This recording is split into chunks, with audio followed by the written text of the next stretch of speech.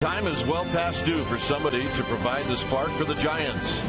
Somebody needs to step up to the plate and turn things around. It could be a veteran or a rookie, a postseason hero, or a trade deadline acquisition. But the bottom line is somebody has to provide the spark if the Giants want to make a run for the NL West title, and it needs to happen right now.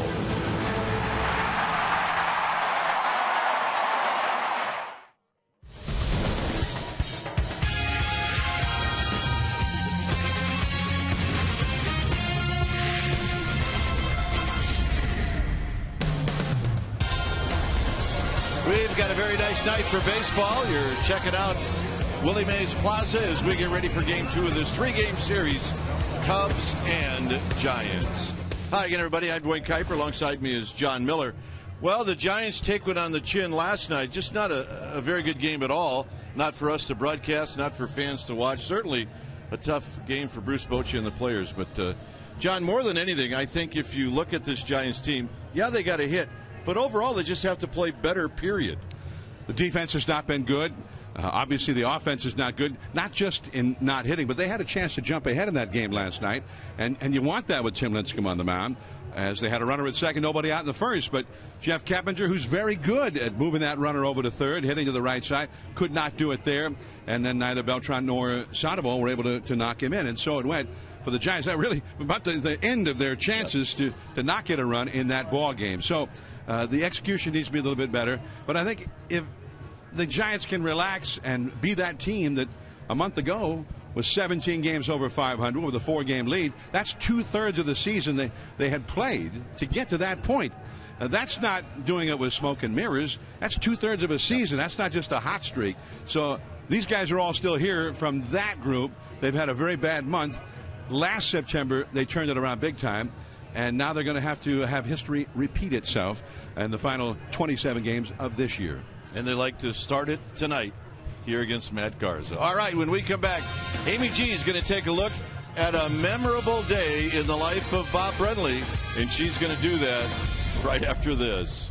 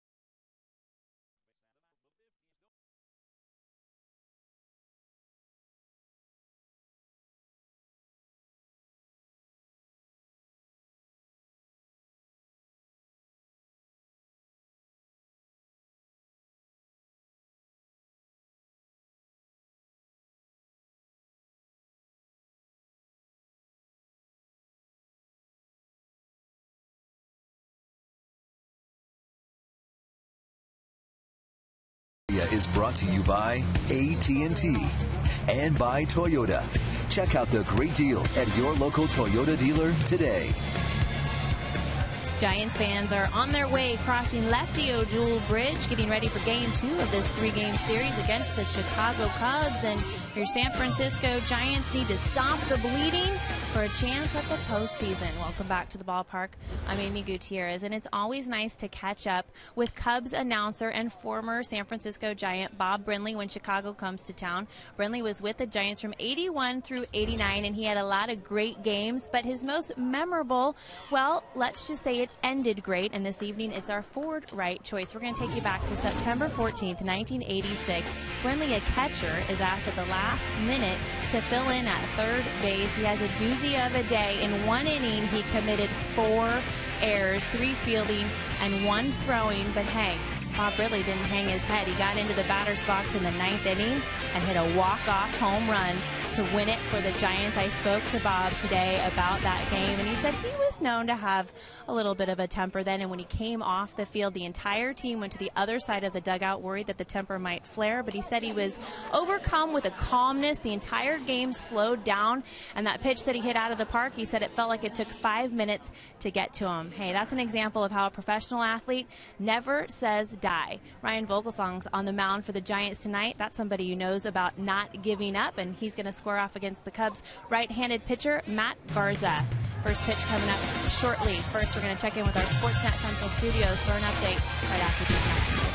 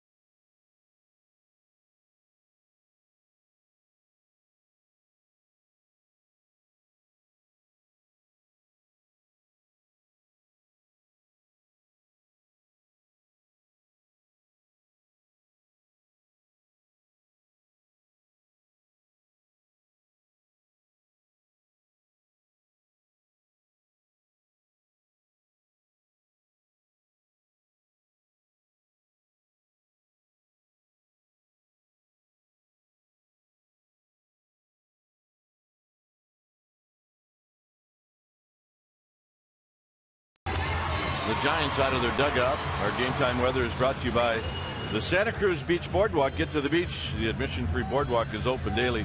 61 degrees here at the yard. We got light winds, humidity at 81%, and the forecast is it's going to be a bit overcast.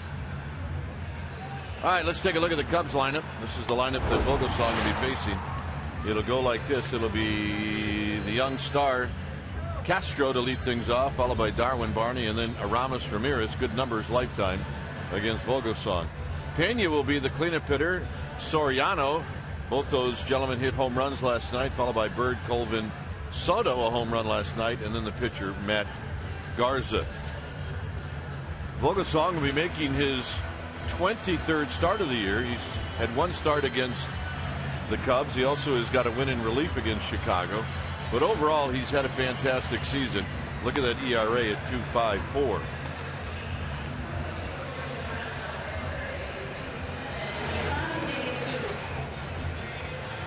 Cubs winning last night, and the Giants hoping to get back on track here tonight.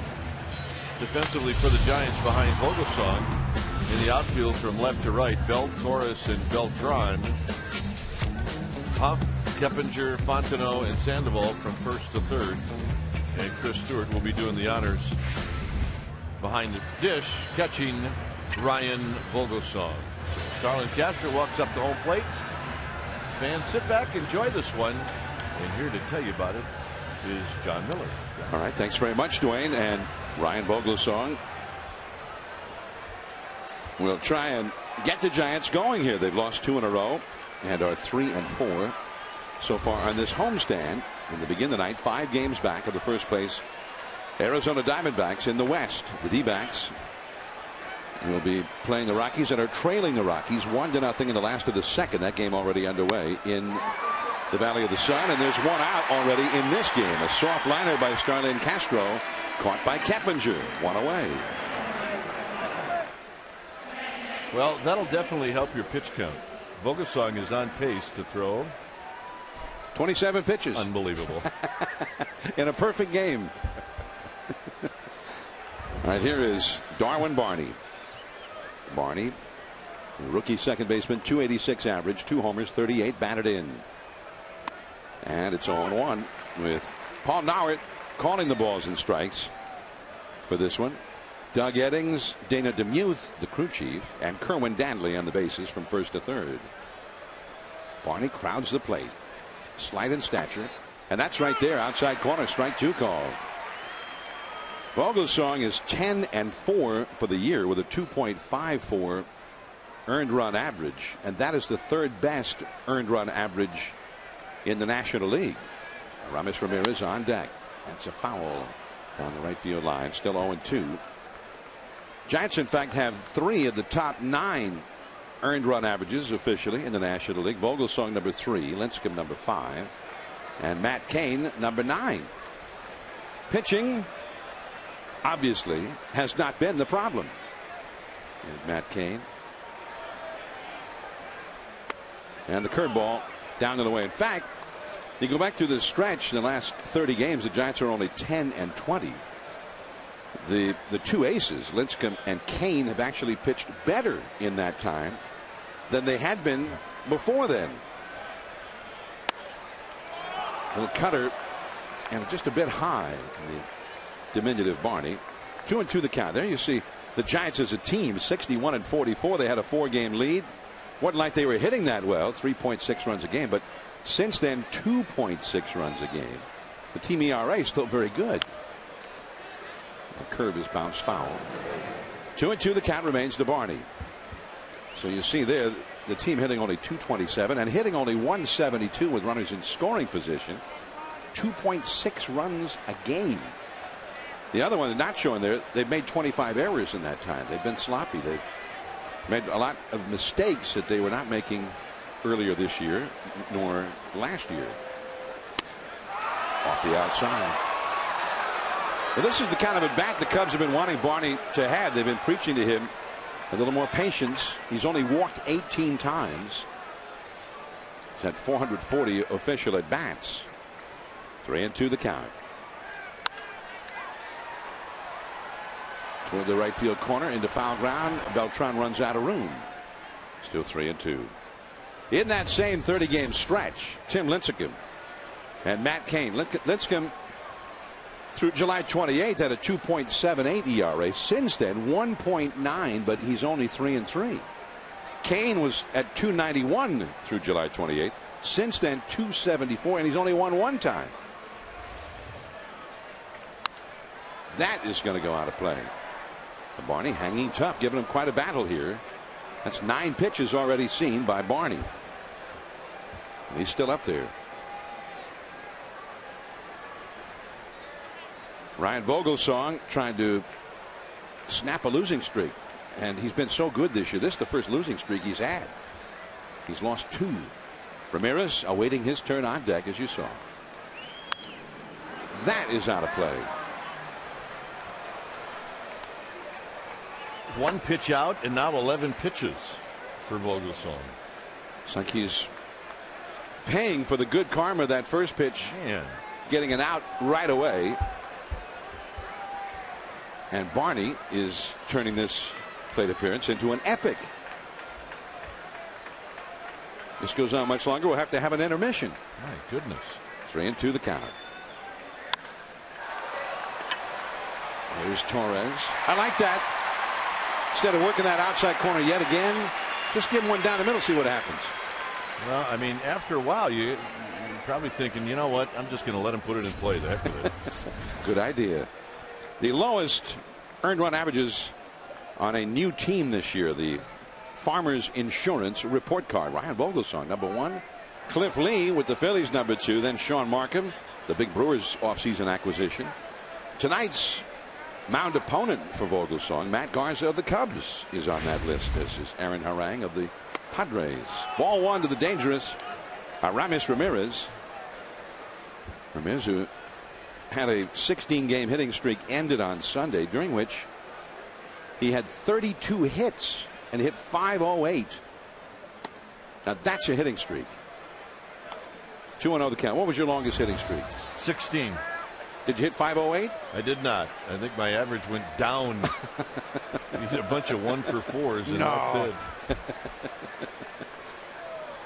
2-0 the count to Aramis Ramirez. 2 down, nobody on. He chased, and right in the middle, he seemed to think better of it, but it was a little bit late. 2-1. Ramirez, who has great power, 24 homers, 83 runs batted in. Did not get off to a fast start, especially with the long ball, but he has made up for it. That curveball, 2-2. That was a good one. That's the one thing about Vogelsong. He's got a lot of pitches, and he seems to be confident in just about all of them.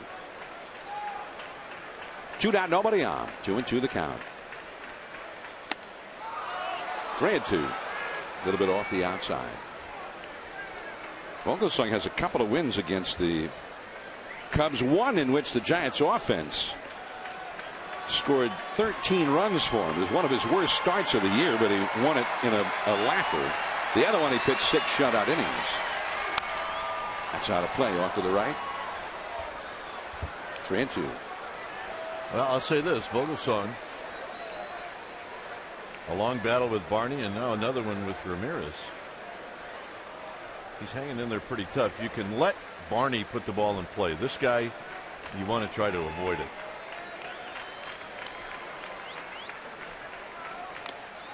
There's that cutter to the inner part of the plate, but it came out a little bit more out over the plate, and he had a big cut at it, fouled it straight back. Yeah, I don't think Aramis Ramirez was fooled by that cutter at all. As a matter of fact, I think he would like to send a little message to Vogelsong. Do you mind throwing that one again? I apologize for not blasting that one. Can you please throw it again? Curveball, shallow center. Torres. 3 up, 3 down. Torres will be coming up when we return.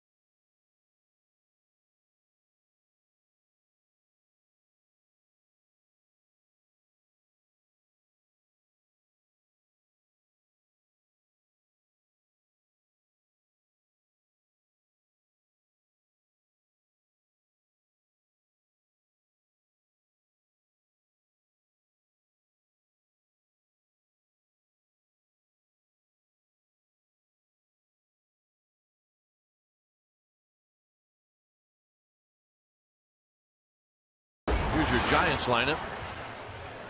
It'll go like this. It'll be Torres, Keppinger, and then Carlos Beltran, Pablo Sandoval. Pretty good numbers lifetime against these Cubbies. Then it'll be Huff in the 5th spot, followed by Belt, Fontenot, Stewart, and Vogelsong. And that lineup will be facing Matt Garza. His record under 500, but a pretty good ERA. He's got a good high fastball with a tight curveball. He also throws a slider and a changeup.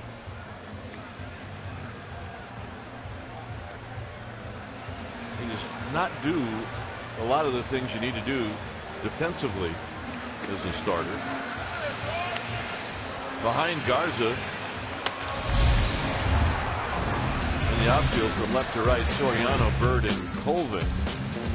Pena, Barney, Castro, and Ramirez from 1st to 3rd.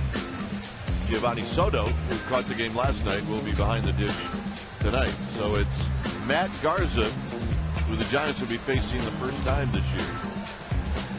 First time in any year. And he can pick up some strikeouts if he's got everything working.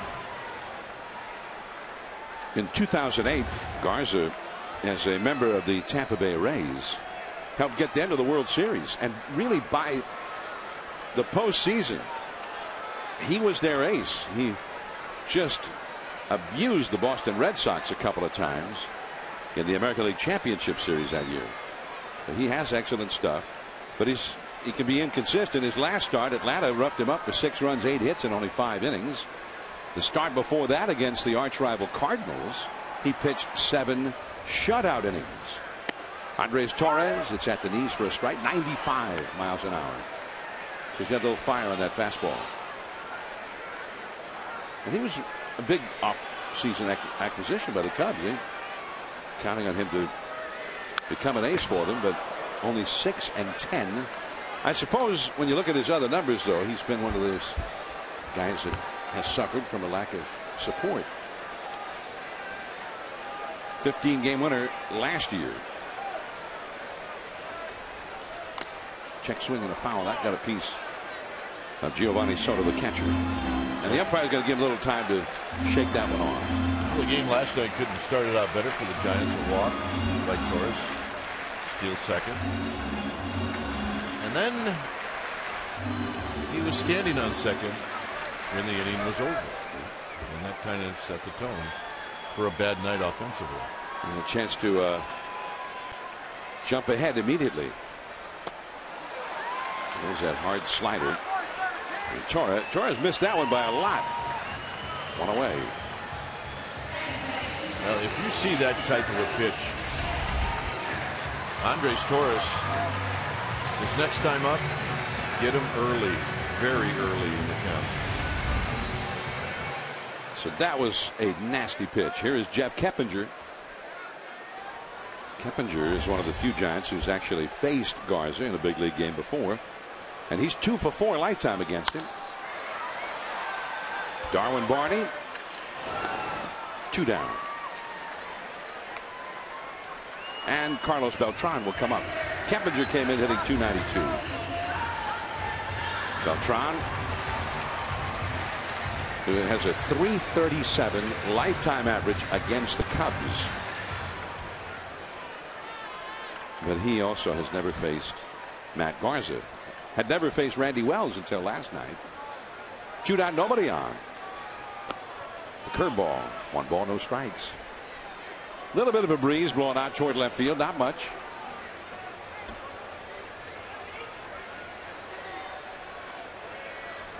No score in the game, last half of the first inning. Back out of play on that high fastball. 1 ball, 1 strike. Now the Diamondbacks are in the last of the third, trailing Aaron Cook and the Colorado Rockies 1-0. The rookie Wade Miley, the starter in that one for Arizona. There it is on the hand-operated scoreboard, and there is somebody who got themselves a souvenir.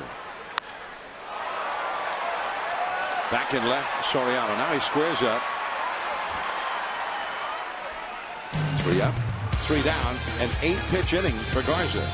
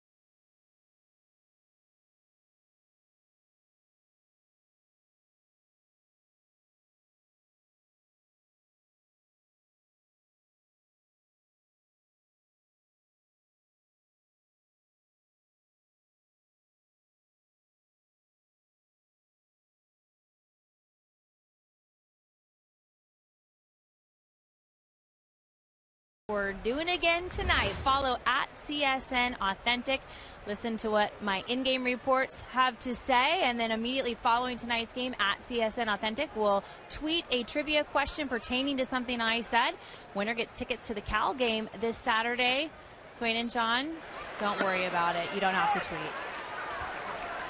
We can tweet, right? Yeah. We'll just tweet between the two of us. That's Although all. I don't have one. Do you have one? Whatever happened to like sending a note to someone? Never do that anymore? You got a lot of trouble in that in the 6th grade. Yeah, that's true. There's a called strike in the inside corner to Carlos Pena, who's quickly behind in the count 0-2 to Ryan Vogelsong. Pena was one of 4 Cubs to hit a home run last night. He's got 24 home runs for the year, 225 average. Giants had the shift out for him. 3 infielders to the right of second. Keppinger well out into right field. And he leans back from that fastball. 1-2. Pena, 2007, had a 46 home run year for Tampa Bay. 31 the year they went to the series. He tied with Mark Teixeira in 09 for the American League home run leadership with 39. He's got legitimate power. There's no question about that. Time taken.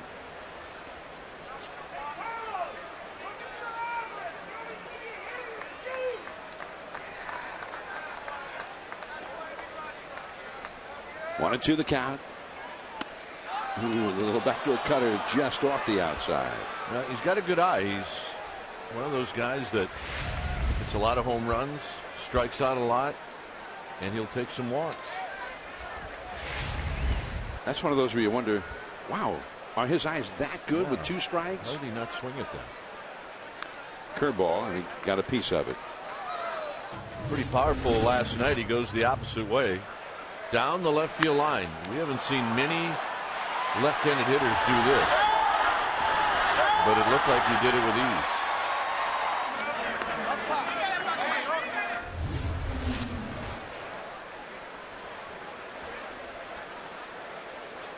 And you also wonder how often he does that, since he's only hitting 225. Probably not very often. 2-2. Back out of play. In fact, we happen to have the home runs by direction. Last night was number 2 for him this year. Pull hitter. And the Giants defense showing us that. They're bunched up towards center. Belt is way off the line and left. That cutter high and tight. Now it's 3-2. Well, these Cubs hitters have been able to do that the last 3 in a row. After falling behind the count, got the count full against Vogelsong. He had an 11-pitch battle from Barney.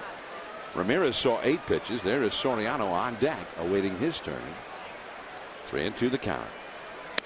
That's it. Strike 3 call.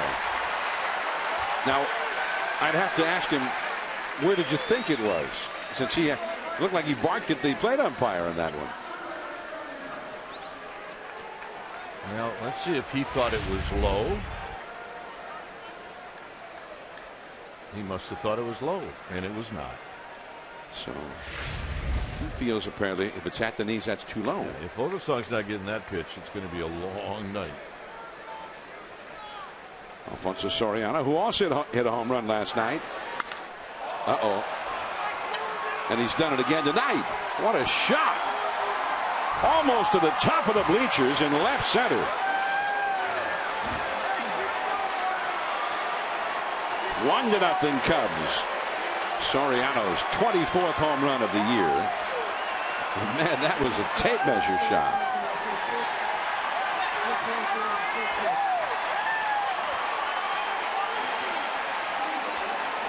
Well, maybe laying in the weeds for a get-it-in fastball. Vogelsong trying to jump out in front. And Soriano said, no, I don't think so.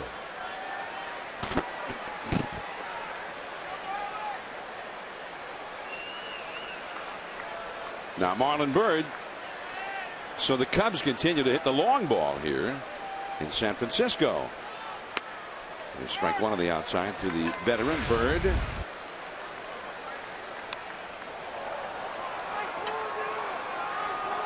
Well, You saw the target on the outside corner, but that's not where the pitch went. No. 0-2.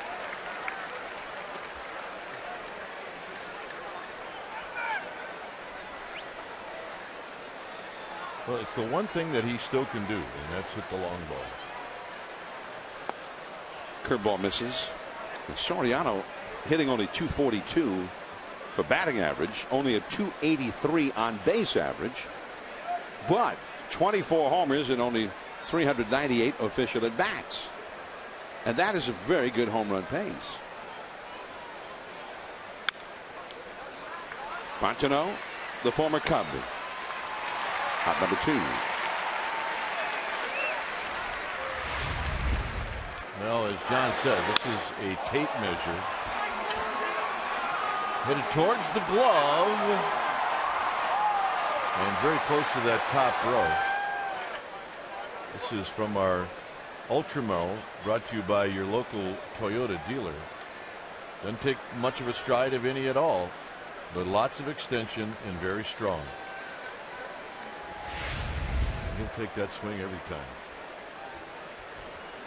2 down, bases empty, a run in. Tyler Colvin. Meanwhile, Arizona with 3 home in the 3rd inning. The game is going to the top of the 4th now in Phoenix. 3-1, the D-backs on top. Belt on the move over his head and up over the wall on a hop. A double for Colvin.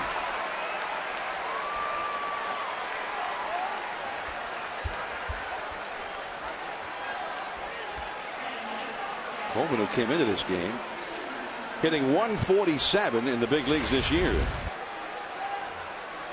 Well, I mean, it's where Chris Stewart asked for it, but what Colvin does on this is he gets some backspin and it really carries swiftly over the head of Brandon Belt.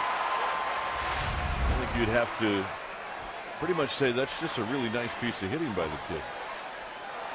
They're going to walk Soto intentionally with the pitcher Garza. Coming up next, Garza, longtime American leaguer who has not done much hitting in the National League, only 3 for 48. So they're with a runner in scoring position. They're going to take those odds. And that is the 4th wide one. Now the United Airlines leaders of the game, and this category is consecutive games with extra base hits. An active streak right now. The Cubs now, with the home run and double, have gone 52 consecutive games with at least 1 extra base hit. The Cardinals have had 48 straight such games, and the Reds 39. The Cubs can hit. They've got some guys with power. Garza drives it foul down the right field line. Well, you're right. They do. We saw it last night.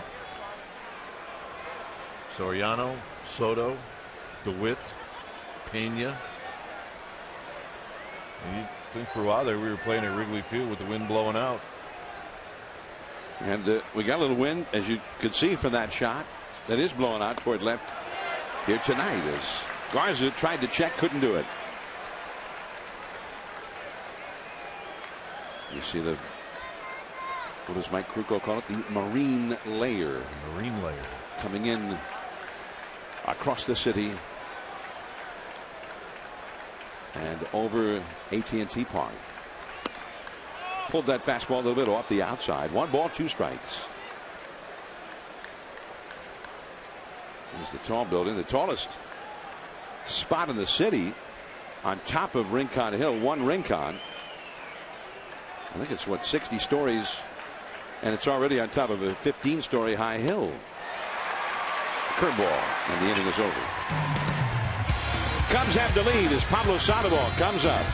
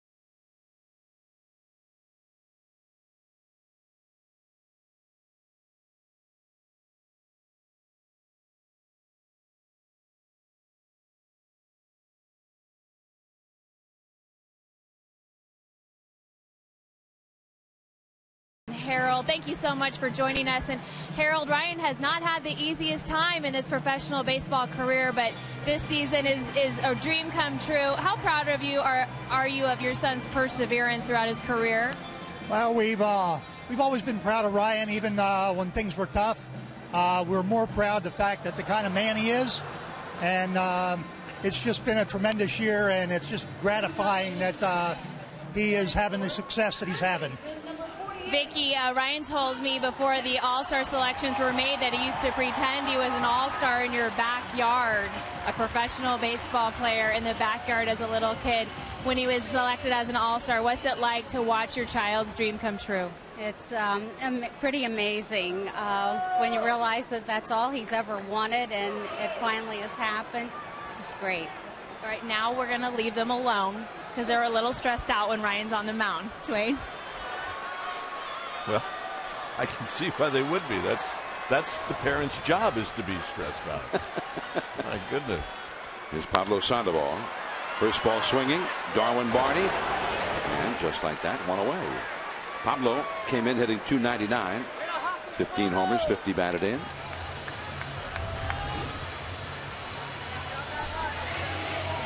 He and Mark DeRosa before the game. It was trying to have fun when right now for a lot of these guys it's not fun. Let me cool you off, old man. Here's Aubrey Huff. All right, so you like that? You like seeing that? Well, I do. You know, I think his nature is to have fun. If he's not having fun and he's looking grim, then it's not good. Curveball from Garza, and it's 0-2. I mean, Garza looks like Don Sutton right now. Aubrey Huff has seen a lot of him in the past, primarily when Huff was first with Tampa Bay and Garza was with Minnesota, and later when Garza was with Tampa Bay and Huff was with Baltimore. But not a whole lot of success, although 3 hits, including a double, a triple, and a home run against him in 15 career at-bats. Right center field, that's a base hit. 2-strike single for Aubrey Huff. And he's the first Giant to reach base. Well, the only way to be guaranteed tickets to possible postseason play is to become a season ticket holder. Call 415-972-2298, and you can actually speak to someone. Or you can go online if you don't want to talk to anybody. Go to sfgiants.com/season. Brandon Belt. And a foul out of play. John, one of the problems that Belt has had on this homestand was the hard curveball. I'm sure the Cubs had a scout here. We'll see if Garza throws Brandon Belt some curveballs. Just off the inside with that fastball. Down around the knees. 1 ball and 1 strike. And we've seen Garza show a very fine curveball already in this game. And a lot of times the starter with Belt facing him for the first time is going to save that curveball until he gets 2 strikes on him. There's a slider, and that's a little bit low. No, he called it a strike. I thought it was a little bit, but now see, I'm just like Carlos Pena. It was a low strike. You both were right. 1 ball, 2 strikes. Fastball. And Marlon Byrd, that one carries a little bit out toward left center. Out number 2, and Huff will go back to first. So 2 down. By the way, when we see that shot from the center field camera on these balls and strikes, it's where it is when it reaches home plate. Right at the front of home plate. And likely that ball was knee high as it reached home plate. The catcher is probably, what, 5 feet behind the front edge of home plate from the time he catches it. Fontenot. I think there are plenty of umpires who don't call that strike, though, if it ends up down there. Now, this is what you're talking about, John. So from the side, you can see that at least the front knee was a strike. Yeah. which is the front knee was right around the front edge of home plate. 1 ball, no strikes to Fontenot, the former Cub. .220 average, 3 homers, 14 batted in.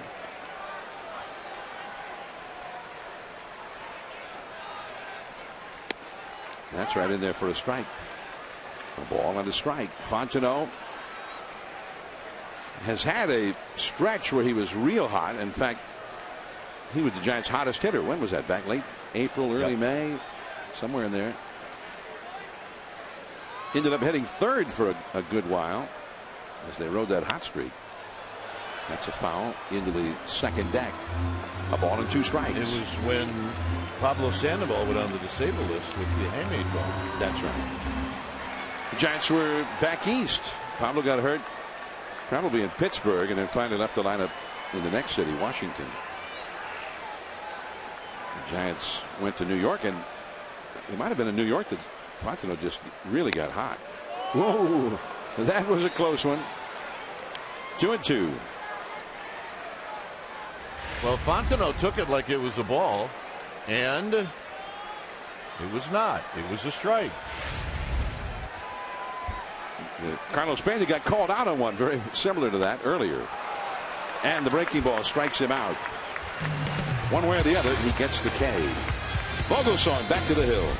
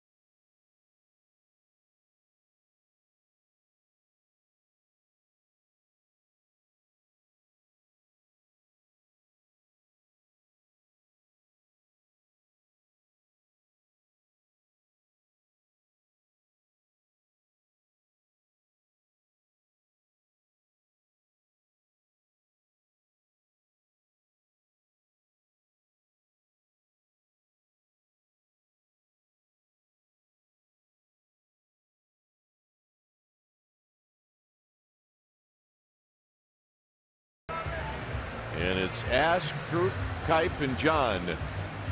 James from San Francisco wants to know, with the waiver deadline approaching, will the Giants make any moves? Interesting question. And many of the writers asked Brian Sabean that before the game, and Brian Sabean said, I don't think so. The Giants have made some moves already. That curveball in for a strike to Starlin Castro to lead off the third, with the Cubs leading the Giants 1-0. And with the play-by-play, the man himself, Dwayne Kuiper. All right, John. 0-1 to Castro. Castro hit a soft line drive to Keppinger. As John said, 1-0 on the Soriano home run. And the 0-1 delivery. And Castro takes a breaking ball for a strike, 0-2. Giants got Keppinger with Sanchez out for the rest of the year to replace him. Of course, they got Carlos Beltran to at least try to replace Buster Posey's absence in the lineup.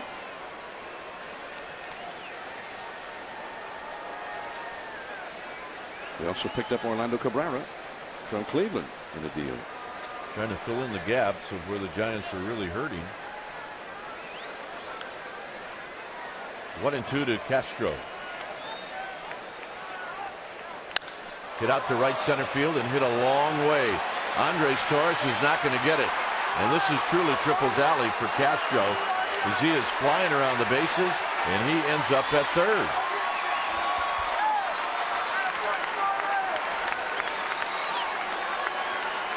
So a leadoff triple for the young shortstop.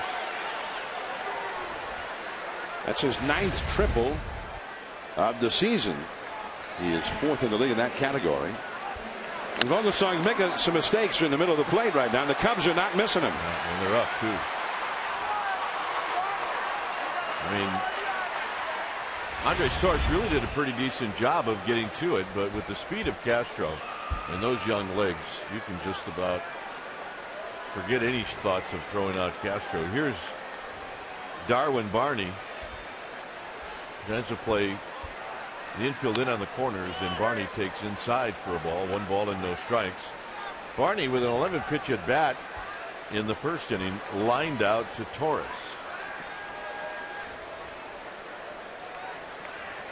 Aramis Ramirez is on deck. And that off-speed pitch is high, and now it's 2-0. And Stewart shouting out some encouragement to Ryan Vogelsong.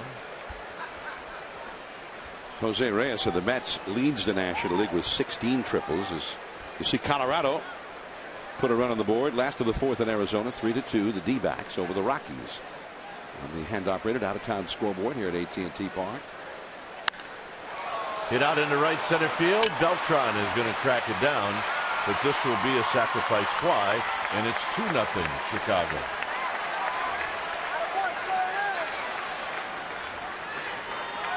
Pretty nice baseball for the Cubs here in the 3rd inning. And that's their future, their middle infielders, a double play combination for years to come, you would expect. Barney and Castro. Ramirez lined out to center field to end the first inning. On the ground towards the hole, and it's off Fontenot. And it'll be a base hit for Ramirez. That would not have been a play that Fontenot would have made anyway, even if he'd have caught it.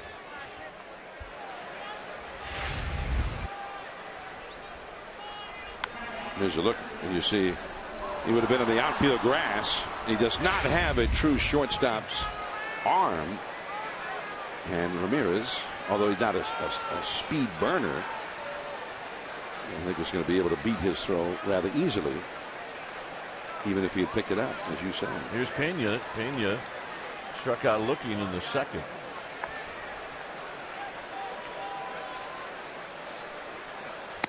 And the first pitch is high. The overshift is on. Fontenot just to the right of second base. Fontenot will be taking any throw from Huff, Keppinger, and Sandoval.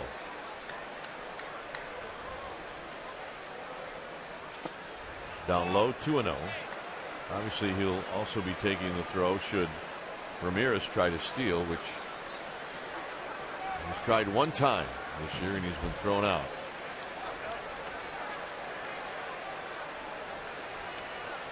Two balls and no strikes. A run in here in the 3rd. Swing and a miss. 2 balls and 1 strike. Vogelsong pulled the string on Carlos Pena. A home run by Soriano in the 2nd, his 24th of the year. And now a triple and a sacrifice fly. And that's where we stand. 2-0.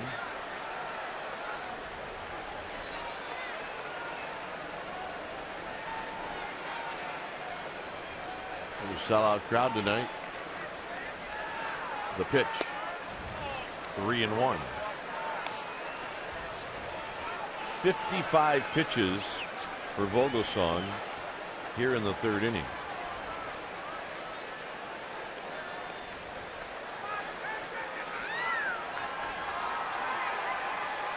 Mike Krukow likes to say, if you can average 15 an inning, you're doing pretty good. Well, that put you at 105 through 7, and give you a shot to at least finish 8, if not get to the 9th. Some of the good ones like Greg Maddux, I mean, they've got average look for 10. On a shot and a base hit to right field. Beltran will get to it. Ramirez is going to hold at second. And now the Cubs have runners at first and second with one out. And the hitter is Alfonso Soriano. Dave Righetti going out and have a chat with Vogelsong, who's getting roughed up right now. They're hitting the ball hard. It was interesting what the Giants did. They had that shift on, but with a runner at first, they had Pablo Sandoval lingering near third base. With the bases empty, they've been putting him over at shortstop and just giving up third base. But these two nights with a runner at first, it's almost as if they don't want to invite, with a runner already on base, Pena to just go ahead and lay down a bunt on the third base side. That's right. But when the count got to 3-1, he also then moved over to shortstop. Soriano launched one back in the second inning, and this was one of the longest home runs you'll see in this ballpark, out into left center.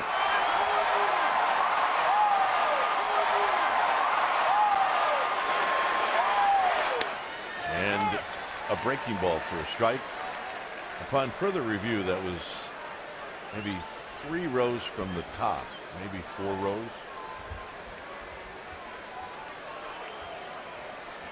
Oh, and 1 to Soriano with Bird to follow. Swing and a miss.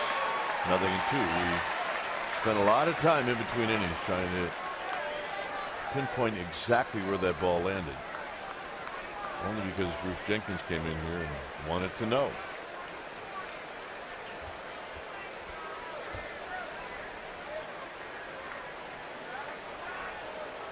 Vogelsong out in front quickly to Soriano. Ramirez at second, Pena at first. And Vogelsong trying to get him to fish. Andres Galarraga's home run some years back. It was 2001. And look where this one landed. That was over everything, and that was off of Roy Oswalt. More straightaway left field. Barry Bonds got pretty excited about it. That was the first game back after September 11th. Base hit down the left field line. They're going to wave in Ramirez. The throw goes behind the runner Pena, and he's tagged out. So Ramirez scores to make it 3-0. Pena out 7-4. Soriano with a single and RBI. And now the hitter will be Bird. So the Cubs continue to hit Vogelsong hard here in the third inning. And that one hurts because he was ahead on the count against a guy who will chase.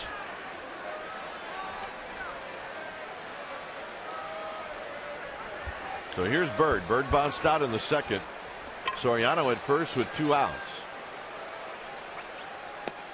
And a first pitch strike, and it's 0-1. Well, a team that's not scoring any runs, they're going to have to score some tonight to get back into this one.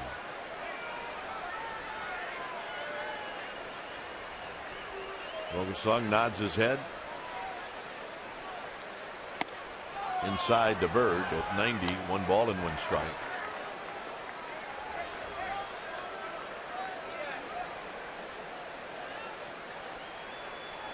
.62 pitches for Vogelsong.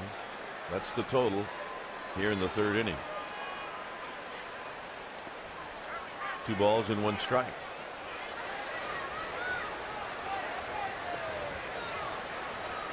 The most runs the Giants have scored on this homestand. They scored 5 against the Padres on the 23rd. And that's it. That's the most in a loss. 2-1. Big chopper. Sandoval battles the lights, comes up with it, and forces out Soriano to end the inning. 2 runs on 4 hits. It's 3-0 Chicago.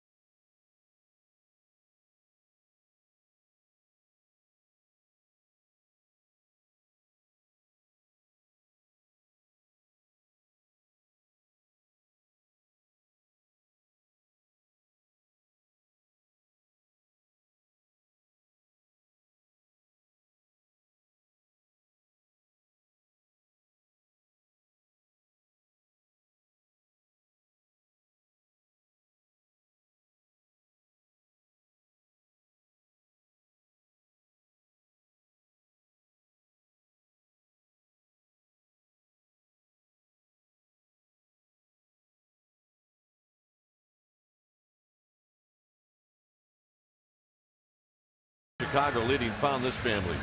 Check out the things that they've checked. Spent a lot of time with mom and dad. Have a small sip of dad's beer. Okay. Hey, Junior got baptized. Go to his first Giants game. Be a good luck charm for the Giants. Catch Arizona. They've got all checked except a ball. So what did we do? We sent Jason down there to finish up the checklist. And now he's got a ball. And the old man's going to say, thank you very much. We will check this off. And mom goes, yep, we're going to do that. So there it is.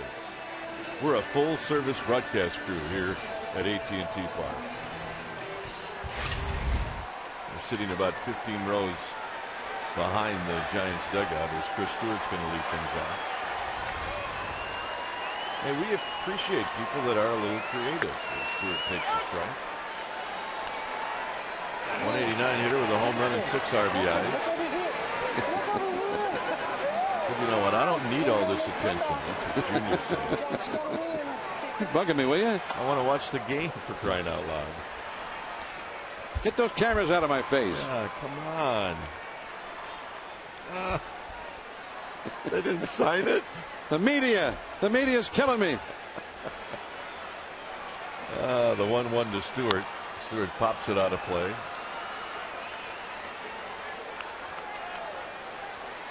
He's had it. He's had it. The paparazzi. Get that paparazzi out of my face. I've had it with those guys. Everywhere I go. It's tough being cute. Oh, my goodness. 1-2 to Stewart. And Stewart leans back to get out of the way. Hello. 2-2.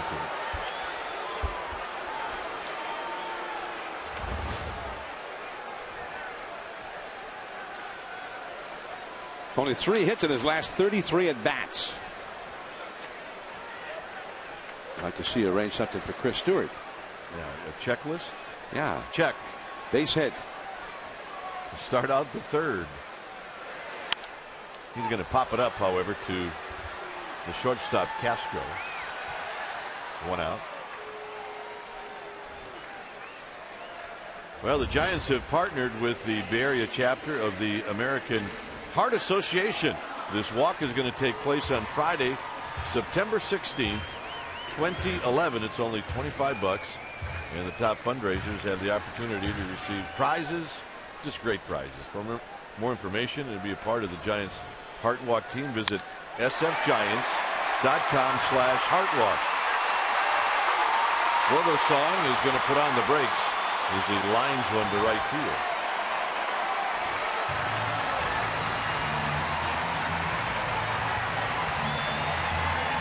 Borgosong's a pretty good hitter. His 9th hit of the season. In 44 at bats, hitting over 200. Larson left that one right out over the middle, and Vogelsong can hit. Give it 95 miles an hour, and he hit it hard. And good work there by Colvin to keep it from going by him. First pitch, they'll get one, and that's it.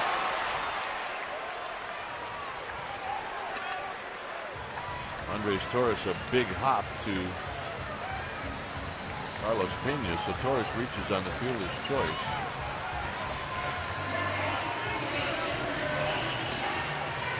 So here's Keppinger.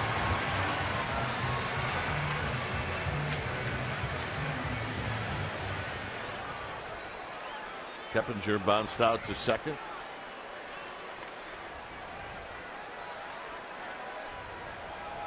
Three 0 Chicago.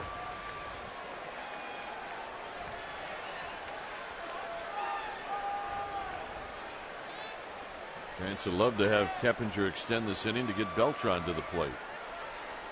And Torres was leaning, but he gets back. I think Mike Quaddy, the Cubs, they know that Giants down by 3 nonetheless. That Torres is a weapon, and Keppinger is not likely to get him home from first ordinarily. So that if he could steal a bag here, the Giants would go for it.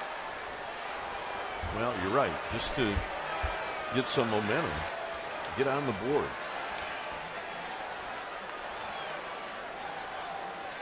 getting on the board has been a problem. It's been a big problem.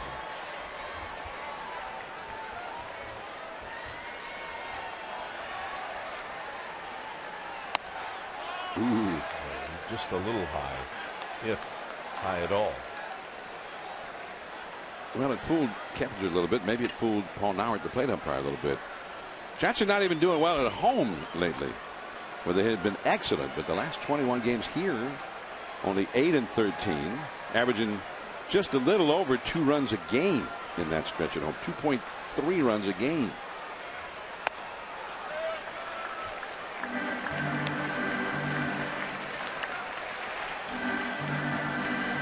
Garza hasn't walked anybody. He's got 2 strikeouts, Torres and Fontenot. 2 hits. Huff with a hit, Vogelsong with a hit. And Keppinger trying to just move the line along to get the big fellas up with some people on. And now it's 2 balls and 1 strike. John will head back to the radio side for innings 4, 5, and 6. Dave Fleming will be in.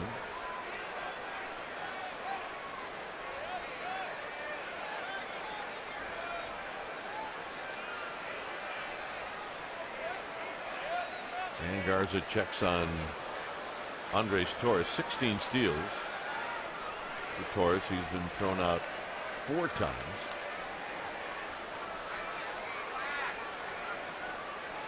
Garza's been doing a good job keeping him close over there. He does not go. And this is up the middle, and it's going to be a base hit. And that will allow Beltran to come to the plate. Nice piece of hitting by Keppinger. Well, it looked like for just one brief second that Garza was going to slow it down, maybe with his foot. Oh, that's a good pitch. A good slider down and away, and he just took it back to the middle. That's why Keppinger's such a tough out. He's not a guy who's going to launch him into the stands very often, but that kind of thing he does a lot. So here's Beltran, who hit a ball to the wall in left field in the first inning. And a big breaking ball for a strike, and it's 0-1. Stole a strike with that get it in curveball.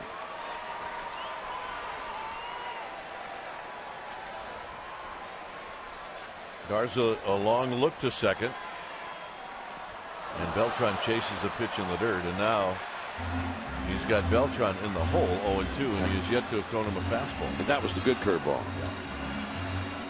The 2 strike him out curveball.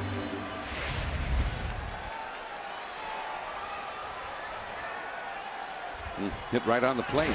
Bounced it in front of the plate. So it's 0-2.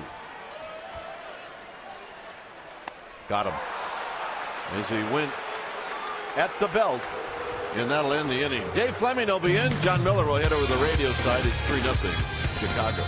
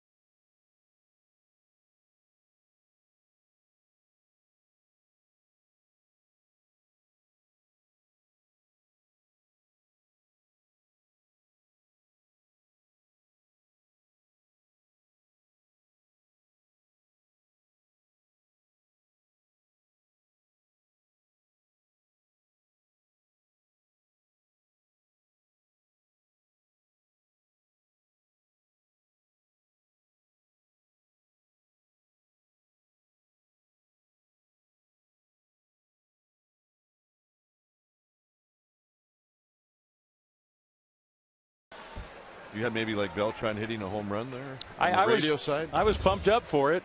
I did. You know, when I came into the ballpark today before the game, a couple fans were outside and they said, hey, even if the Giants don't score a run, just call it like they did. Yeah, make something up, for crying out loud. Tyler Colvin takes a strike from Ryan Vogelsong. It's 3-0 in favor of the Chicago Cubs here in the fourth inning. Hit well to center field. Andres Torres still on the move, and he's going to put it away on the track.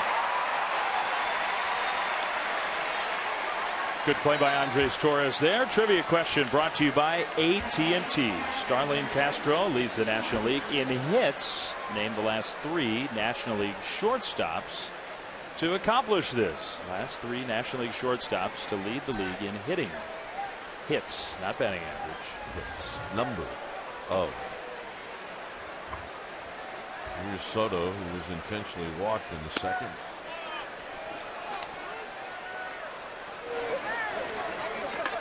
That is an ugly finder, I gotta tell you. I hope they're related and she didn't just drop that guy randomly. Just brought the sign and was going to pick out whoever she was sitting next to. There's a pop-up straight back and out of play. And Cubs fans are smiling a lot, though, here over these last couple games. Scored 7 runs last night with 4 home runs.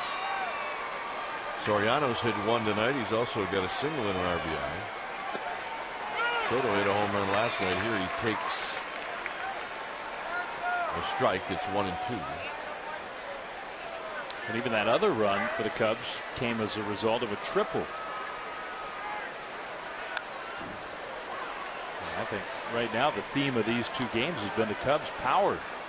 Not just home run power, but extra base power. Lots of doubles, triples, and home runs. Well, they got some guys from top to bottom that can do that.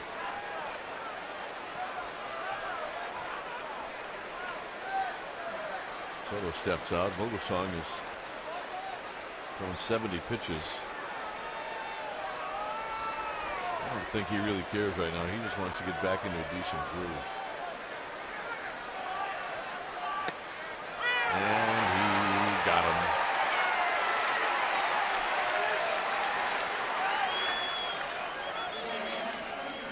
Giants baseball on Comcast Sportsnet Bay Area is brought to you by Heffernan Insurance Brokers. Insurance and financial services for you and your business.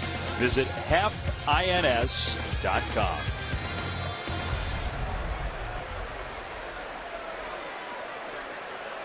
Here's Matt Garza, who struck out in the second.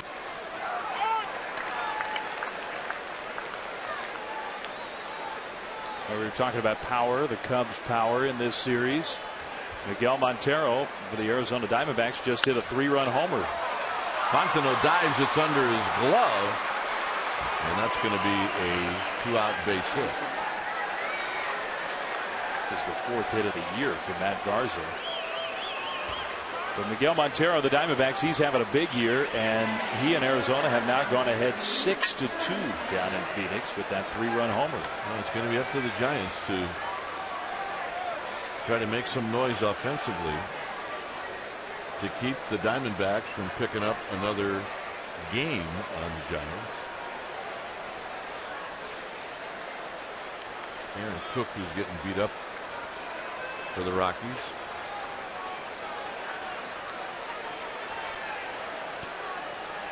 Here's Castro. Castro a long triple into right center field in the third.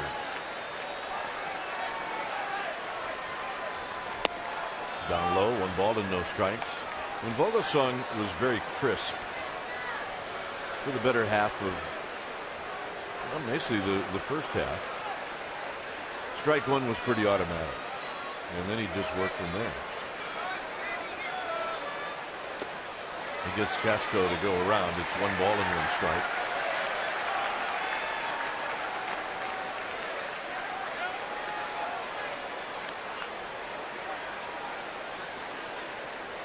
Seven hits for Chicago, 3 hits for the Giants.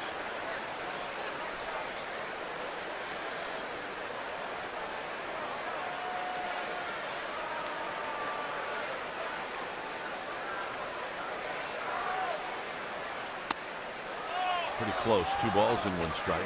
It has been a tight strike zone for Paul Nauert tonight. Yeah, that'll force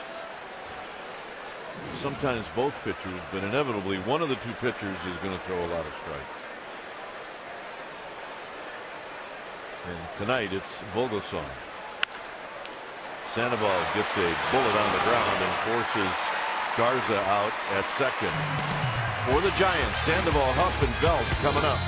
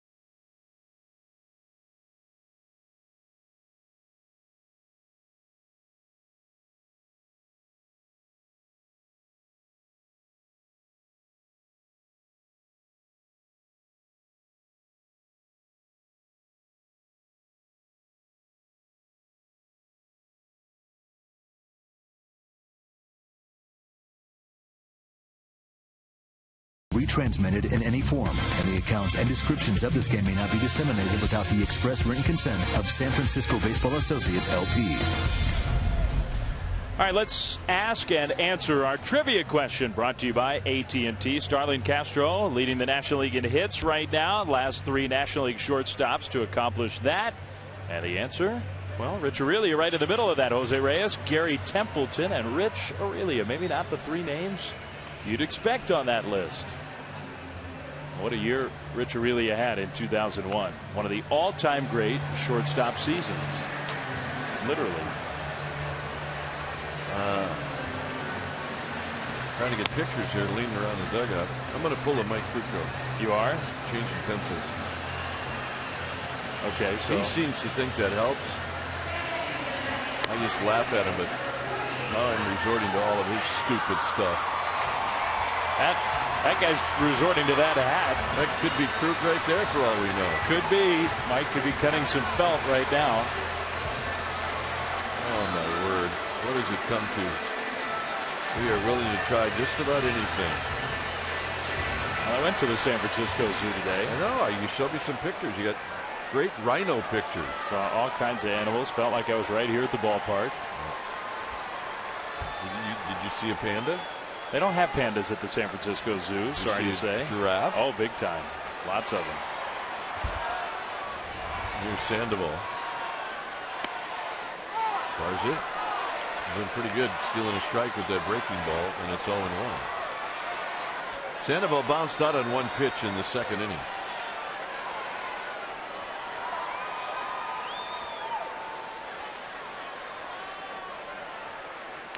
Swing and a miss. It's 0-2. Well, Garza is one of those guys. Pretty good fastball, pretty good curveball, pretty good slider, pretty good changeup. So, you know, you hope if you face a guy like that, maybe he's got one of those working. Well, he's got more than one of those working. And Sandoval digs this out and pulls it foul. Well, he's a pitcher who's thrown a no-hitter in his young big league career. He's been the MVP of the American League Championship Series. He's won a lot of games in the American League East. And just because he's had kind of an up and down year this year, that stuff is still there. Sandoval, I think he hit that when it bounced. It stays 0-2. I do too. I don't know how he made contact with that pitch.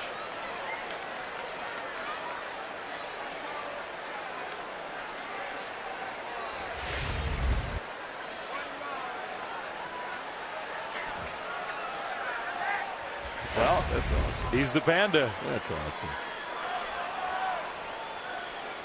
I mean, if you're Garza, why wouldn't you think, all right, I'm going to try to bounce one 3 feet in front of home plate. Let's see what he does. See if that'll get him. He did, however, take the last pitch. It's 1-2. Trying to reach for Aubrey Huff. And this is a little looper to left, and Sandoval is going to hit him a hit. That's the hit of the year. Let's check in with Amy G.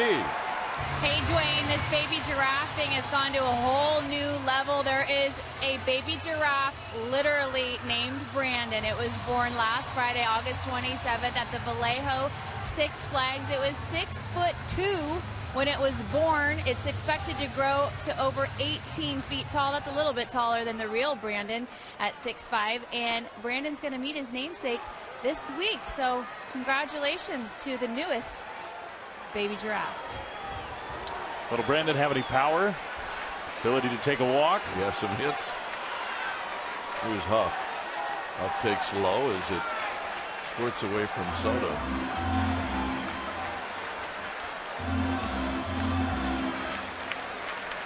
Well, it's amazing the ability of our fans to grasp onto certain things.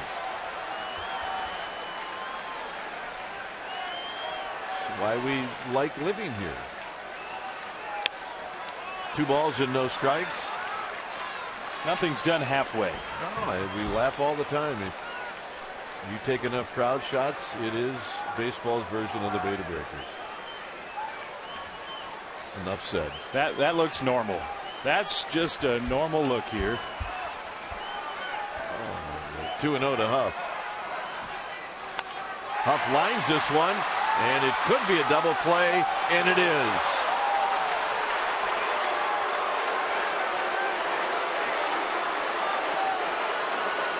Not sure if the fans are booing the call or the fact that Sandoval got doubled up, but just like that, 2 outs. And you know, it very well might be, Dave, that they're booing the fact that the play's in front of you. You can see that it's hit. It's not hit high enough to go over the infielder's head, and booing the fact that they don't feel like that the base runner should be doubled up on that, and they're right. Here's Belt. Belt lines it foul down the left field line. You watch that replay, it's almost like Pablo is thinking to himself, I need to freeze, but he couldn't quite put on the brakes. Yeah.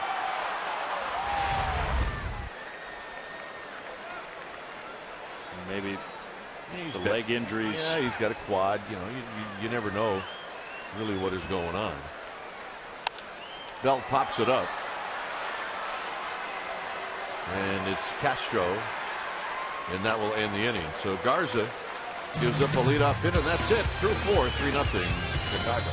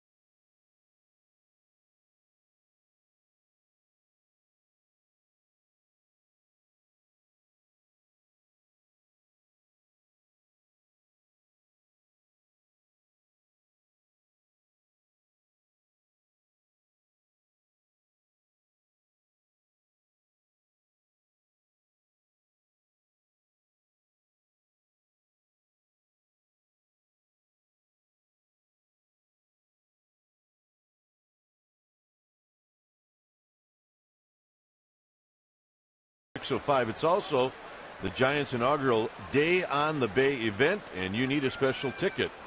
And if you go to sfgiants.com/special event, you're going to find out what that special ticket includes.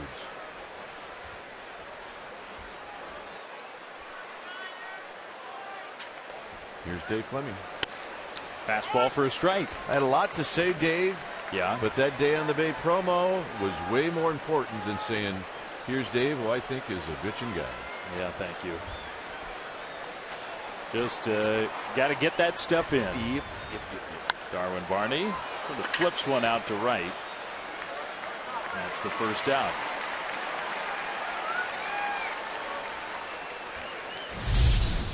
Giants baseball on Comcast Sportsnet Bay Area is brought to you by the Solar Company. The Solar Company. Call 877-60-SOLAR to schedule a free solar analysis today or visit thesolarco.com. Picturesque night here in San Francisco, but again a night where the Giants are having to play from behind. 3-0 Cubs. Here's Aramis Ramirez. Ryan Vogelsong has just not been as sharp as we're used to seeing him.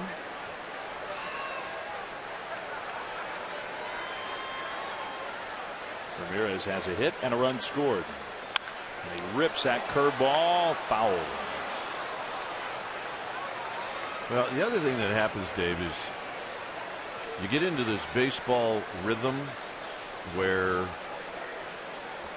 you're not hitting, defenses slop, and then you start to think, well, Arizona's never going to lose. Ever. Yeah. Ramirez to center. Torres makes the catch. And Arizona had that trip where they went to Philadelphia, they went to Atlanta, they lost 6 games in a row, gave a little bit of hope. Well, they haven't lost since then. 7 wins in a row, and you see that score. They're up 6-2 in the 6th inning at home. They're going to make it 8 in a row, it looks like. So, I mean, they're doing what they need to do. And I think for the Giants, the whole idea was in the midst of this rough stretch with the Diamondbacks coming here Friday night for a 3-game series, have it be a reasonable deficit to start that series and try to really put the heat on them directly. Exactly. That's going to be a lot harder to do, though. The Giants are 6 behind after tonight's game if they can't come from behind here. And then who knows what happens tomorrow. The Diamondbacks, again, they feel like they just are not going to lose now. Carlos Pena with 2 outs, so the base is empty. Takes a curve for a strike. It's supposed to be Lincecum, Kane, Vogelsong against the big 3 for the Diamondbacks: Saunders, Kennedy, and Hudson. It promises to be, in that regard, a very interesting series. It would be a lot more interesting if the Giants could shave off a game between now and then. Somehow feel like they're a little closer to striking distance.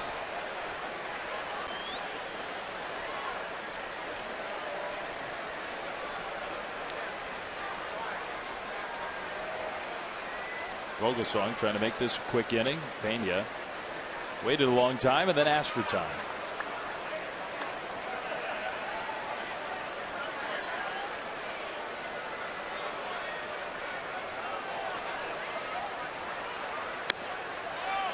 Just outside.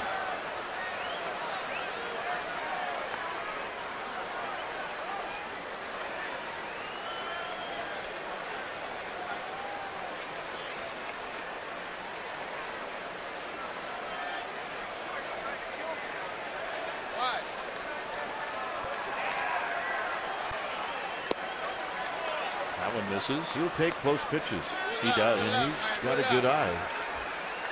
He'll wear you out. He'll take his time getting in and out of the box. He'll step out on pitchers. I mean, he's not a perfect player, but he's a pretty good player. Takes that one for ball 4. Curveball in the dirt. And that was 0-2 to a walk.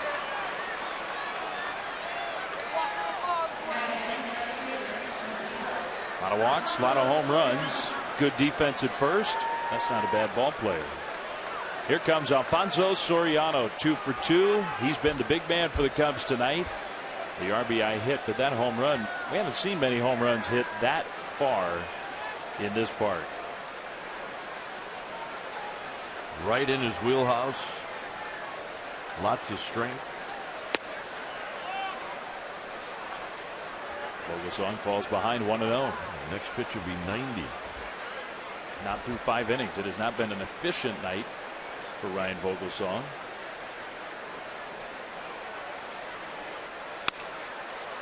Ground ball to short. Fontenot forces out Pena.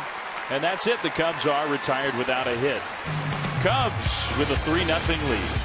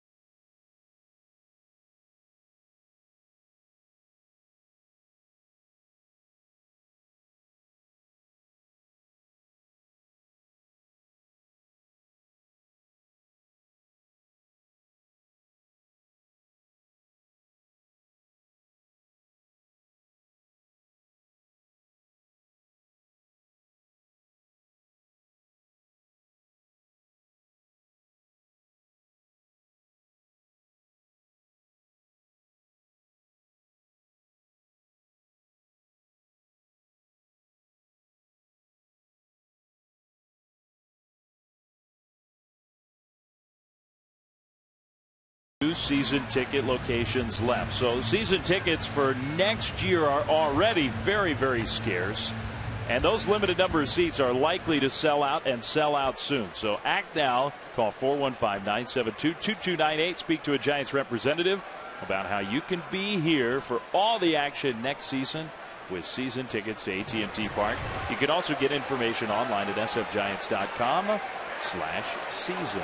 Bottom third of the order for the Giants. Mike Fontenot, the former Cub, against Matt Garza. He and the Cubs have a 3-0 lead. Fontenot struck out his first time up.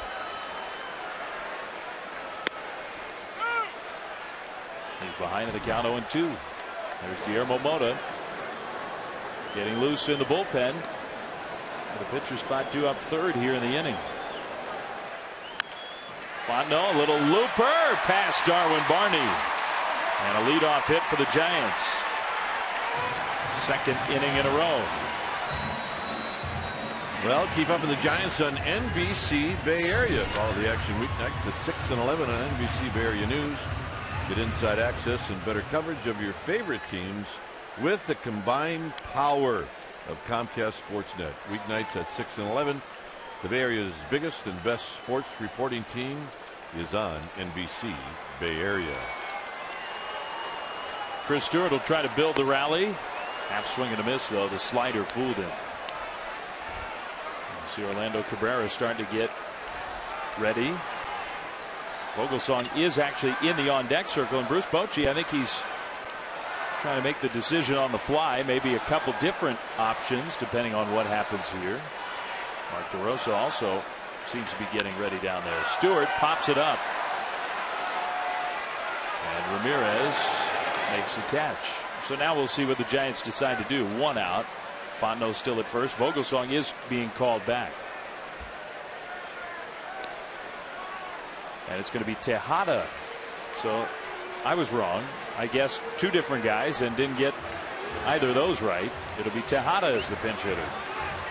Well, I think, Dave, one of the reasons we're seeing Tejada, his numbers, he's 7 for 20 against Garza with a double and 2 home runs.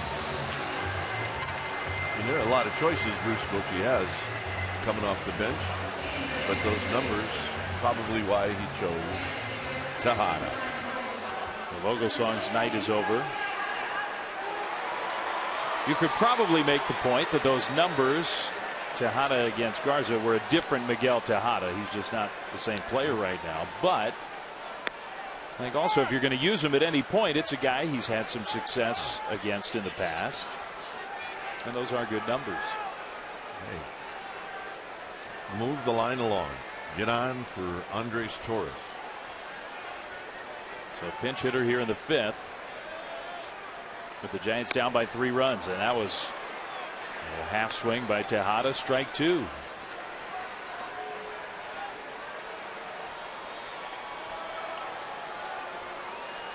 Tejada, a little controversial comment the other day after he was asked to bunt late in the game on Sunday against the Astros, and then the next day told some of the Giants writers that he was not happy that he was asked to bunt.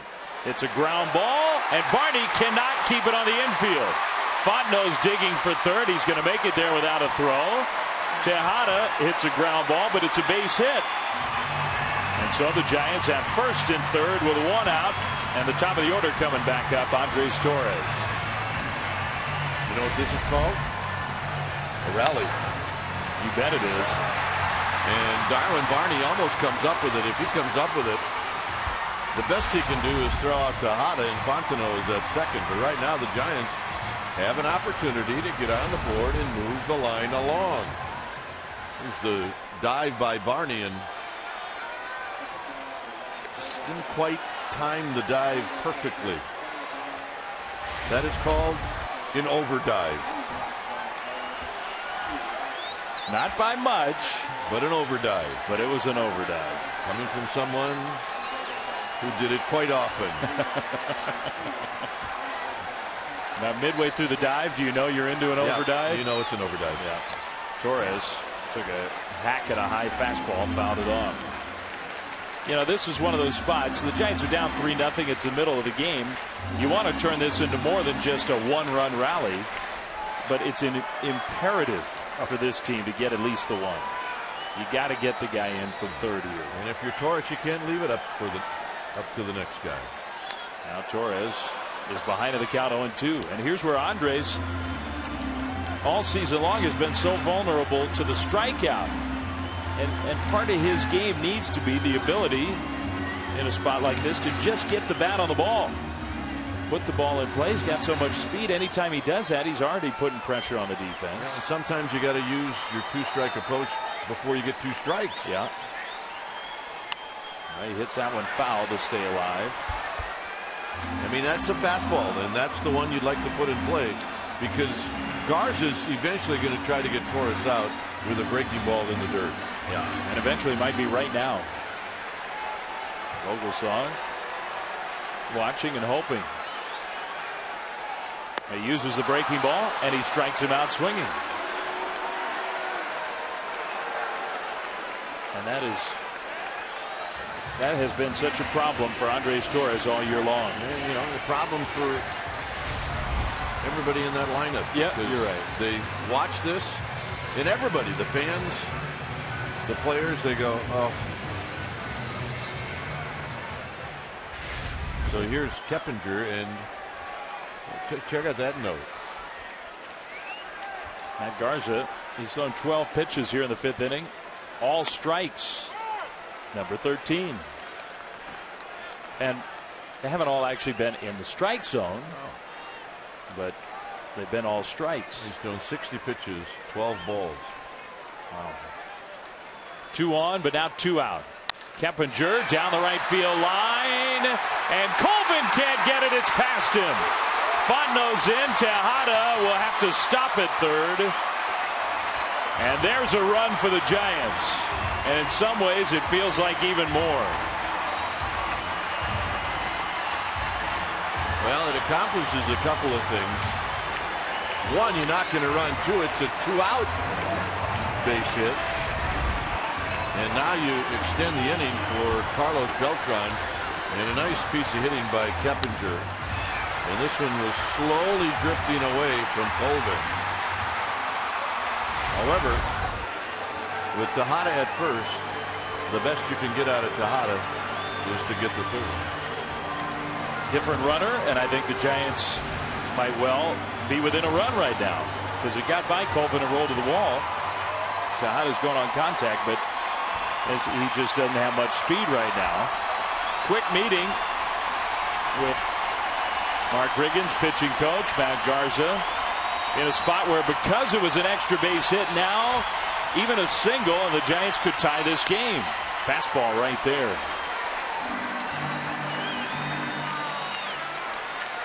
Beltran 0 for 2 with a strikeout. Giants need a big hit from Carlos Beltran. Down by 2 in the 5th. And another 0-2 hole for Beltran.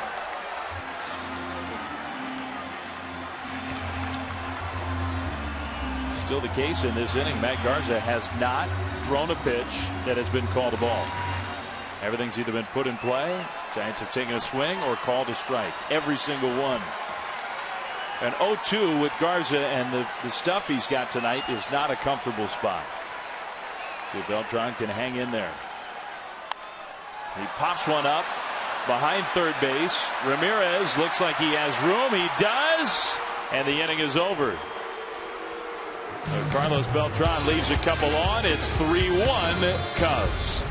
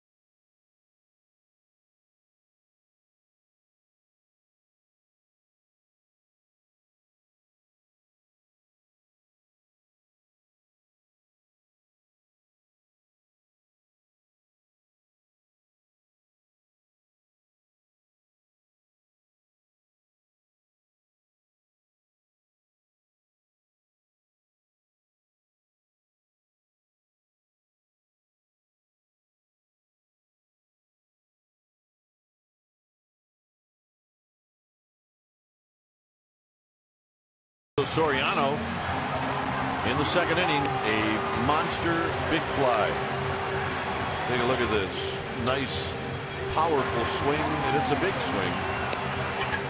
Coors Light Free Scan brought to you by Frost Brewed Coors Light, the world's most refreshing beer. 3-1 Chicago, and it's time for a change things speedy. Oil change and tune-up. Your oil change tune-up and smog experts. Guillermo Mota comes into his 44th game. He's done a good job in spots just like this. A 2-2 record, and he'll be going after Bird, Colvin, and Soto. Giants pick up a run. They trail by 2. And it's Guillermo Mota here to pitch. So the Giants perhaps thinking it could have been more in that 5th inning, but they do get one. And now Mota's job is to keep this a 2-run game. Marlon Byrd, right-handed hitter, against the new pitcher. Hopefully those fans visiting the concession stand, did not miss the run. That's true. You don't want to miss the run. No. That's right. You need to see those things. Well, that could be worth it, though. Well, if he eats it at that pace, it's going to be still eatable tomorrow at noon. I don't know if a fork is the solution either. That may not work all that well. Maybe to chip a couple off. Yeah, just pretend you're in the Arctic. A plastic fork, that ought to do the trick. Or the Gold Rush. Johan, it's not working. Bird fouls one back. All right. We'll give it a try here. Almost as if he senses. Just bring the guy a napkin. One of those moist wipes and let him go to town. And next week, honey, I'll be full from this. Foul back.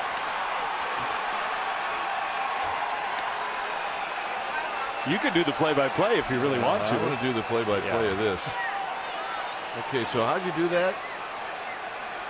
I think she's got a little better idea. Yeah, she does. So maybe that's how you do eat it with a fork. Yeah, maybe. Oh, easy, pal. Don't get it caught in your throat. We don't want to lose you.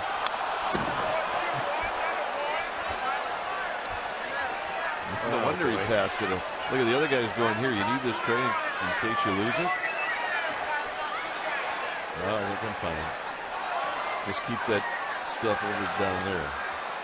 And that was just one kernel at a time. I wonder he didn't take a bigger bite.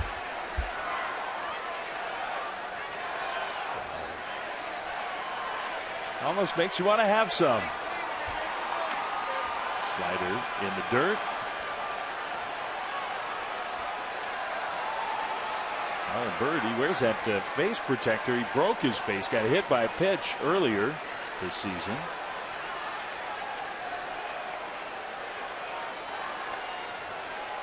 Oh for 2 tonight. Now a base hit up the middle from Marlon Bird. As he goes to first, let's go down to Amy G. All right, Dave, fans should check out CSNBayArea.com when they get a chance. We have a new Amy G's Giants exclusive up. I spent some time with the Giants strength and conditioning coach, Ben Potenziano. Talked to him about how he keeps the workouts fresh right now during the dog days of summer for the Giants. And Ben talks about a very special fundraiser taking place, and several Giants will be there tomorrow evening. Check it out, CSNBayArea.com, Amy G's Giants exclusive. Gentlemen? All right, Amy. Thanks for that. So the off day will be productive for the Giants in a different kind of way. Tyler Colvin, the hitter, runner at first, nobody out against Mota. Giants trying to keep a little momentum in this game on their side here. They got one across in the last of the 5th against Matt Garza. Colvin's hit 2 balls really well in this game. One for a double, one for a ball caught on the warning track in center. And that score, Arizona 7, Colorado 2. That's a big part of the story of the night. Giants, if they can't come from behind here, it's definitely looming.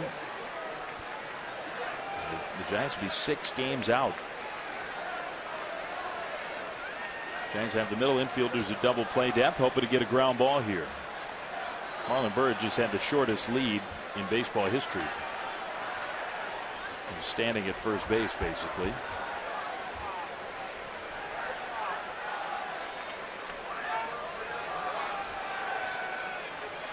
Now he'll take a real lead over there. Kepinger's really cheating in at second. Well, the command is a little out of whack. Keppinger already in at the more double play position. Then as Mota's starting to throw, he's coming in even a couple steps. Yeah, it's the type of positioning you have if you think the guy's going to bunt a sacrifice bunt. Yeah. He wasn't bunting there, took a healthy cut, strike 2.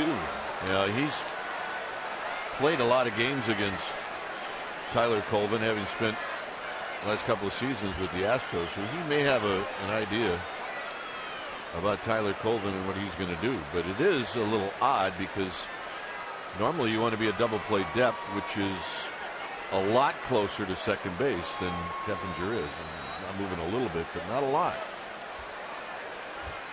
So it's 2-2 to Colvin. Mota misses inside. He is all over the place right now, Guillermo Mota.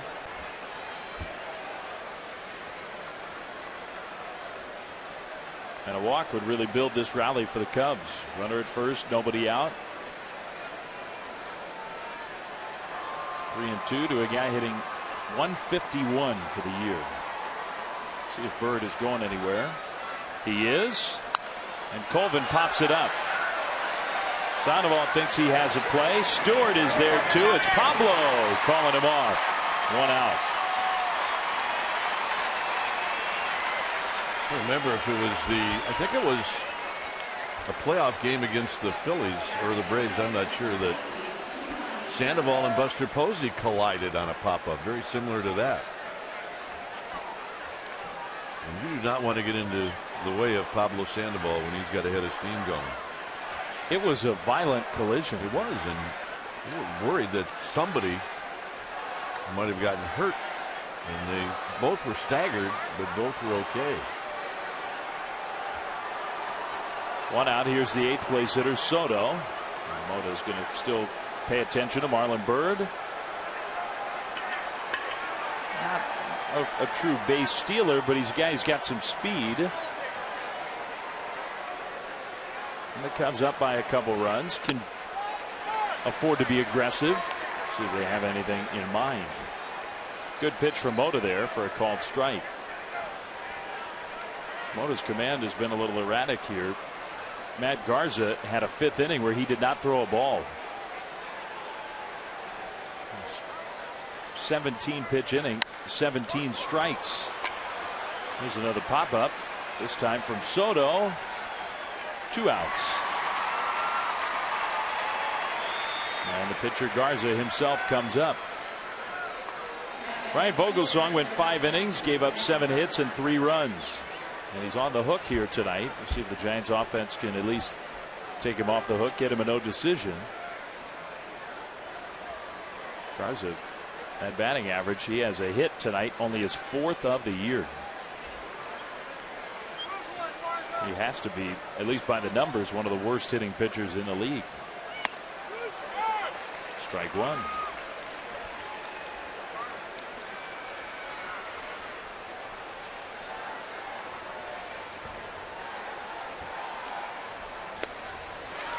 Missed that by just a little bit.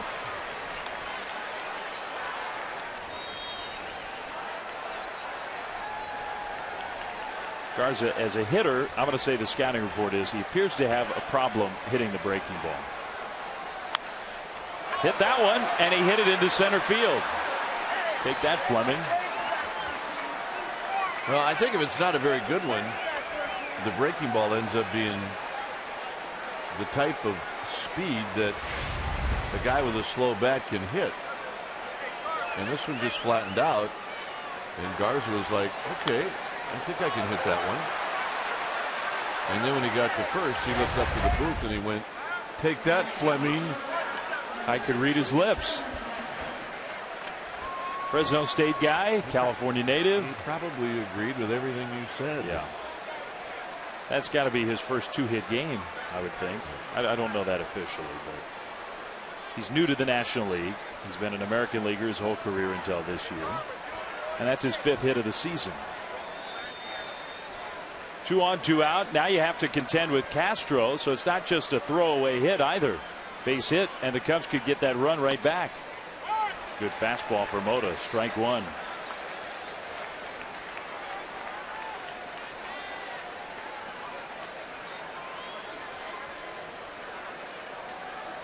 Henry Sosa won again tonight for the Astros. Beat the Pirates in Houston.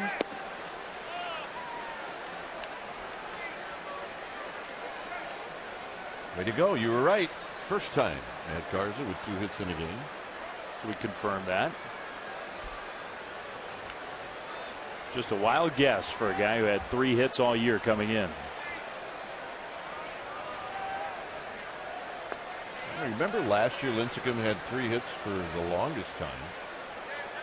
And they all came in one game against the Dodgers.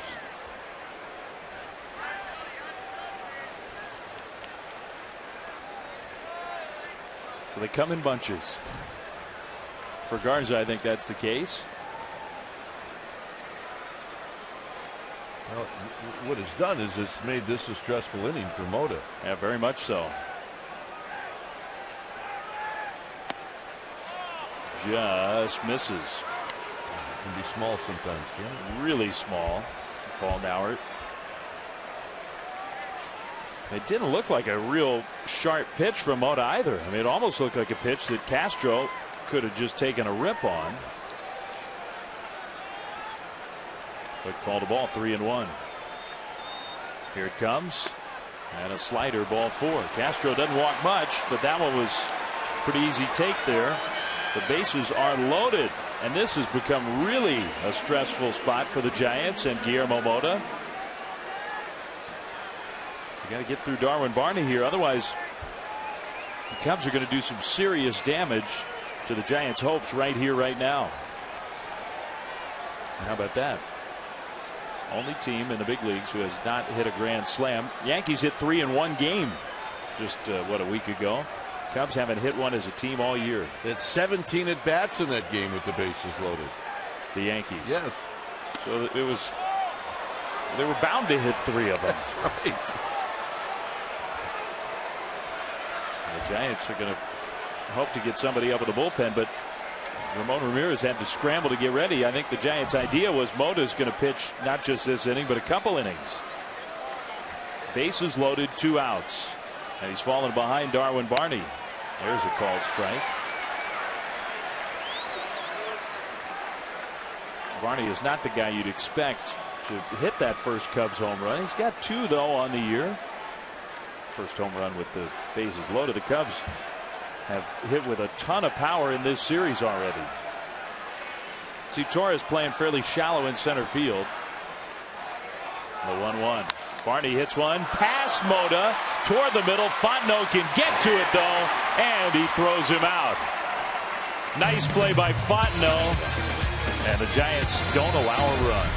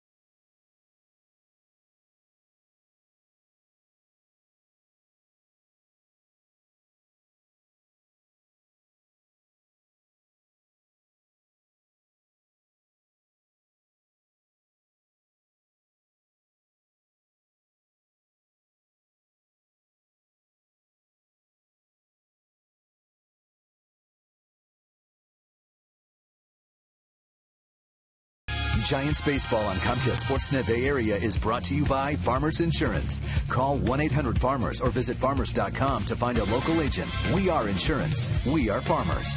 By Xfinity, home of the most live sports. And by Jack in the Box. Come try the new Jumbo Breakfast Platter for just $2.99 plus tax at Jack in the Box at participating restaurants. Here at AT&T Park in San Francisco, and on to the last of the 6. Cubs lead the Giants 3-1. Game 2 of this 3-game series. Time for McDonald's True Stories and this date in Giants history, and a day that we will never forget. August 30th, 2003. Barry Bonds, it was his first game back after the death of his dad, Bobby Bonds, and against the great Randy Johnson. Barry hit a home run to give the Giants a lead in a win over the Diamondbacks. The emotion was just everywhere for Barry that day.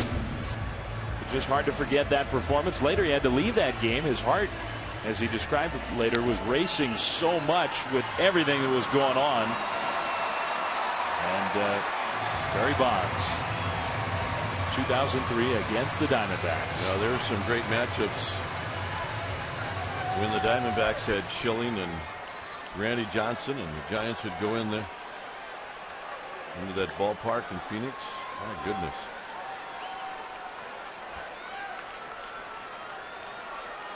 It always seemed like there was something at stake too. Both teams were playing for something. And it's going to feel like there's a whole lot at stake this weekend when the Diamondbacks are here, starting Friday night. Pablo Sandoval leading off. He took a pretty good lash at that one. They're going to plan B, I think. They're still working on it. They're passing this around. This is like, you get one dessert at dinner and you pass it around. Yeah. So she's still got the original container. They went with the tray. It's like the auxiliary plate. Castro kind of had to fight that one, but he makes the play. Giants baseball and Comcast Sportsnet area is brought to you by Cash Creek Money Tree. Win $500 cash every hour from noon till 11 p.m. Visit cashcreek.com for details.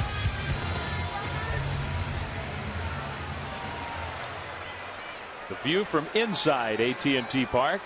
Giants got a run last inning against Matt Garza, but left a couple men in scoring position, trying to get a rally going again with Aubrey Huff, one out, bases empty. Huff has a base hit, the first one the Giants had back in the second inning. They have 7 hits tonight against Garza, but only the 1 run.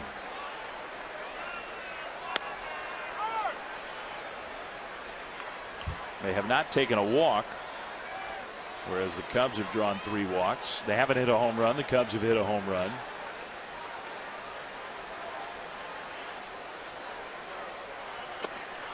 Big swing and a miss.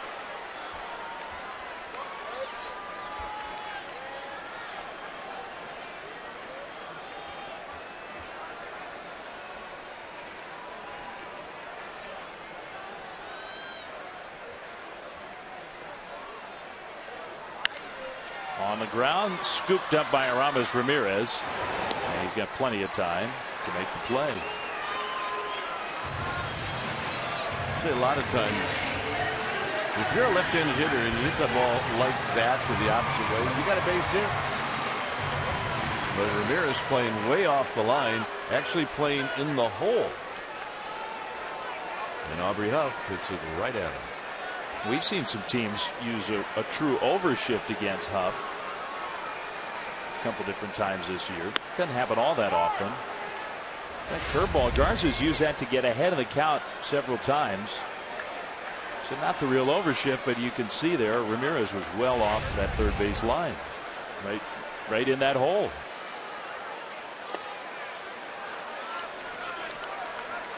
And granted, Belt could use a good at bat here just to try to get things going in the right direction. 0 for 3 last night for Belt. Oh yeah, I agree with that. 1 for 5 with 3 strikeouts on Sunday.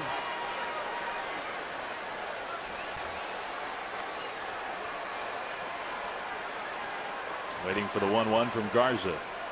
And he rips that one, but a great pick by Pena at first, and he'll get the out.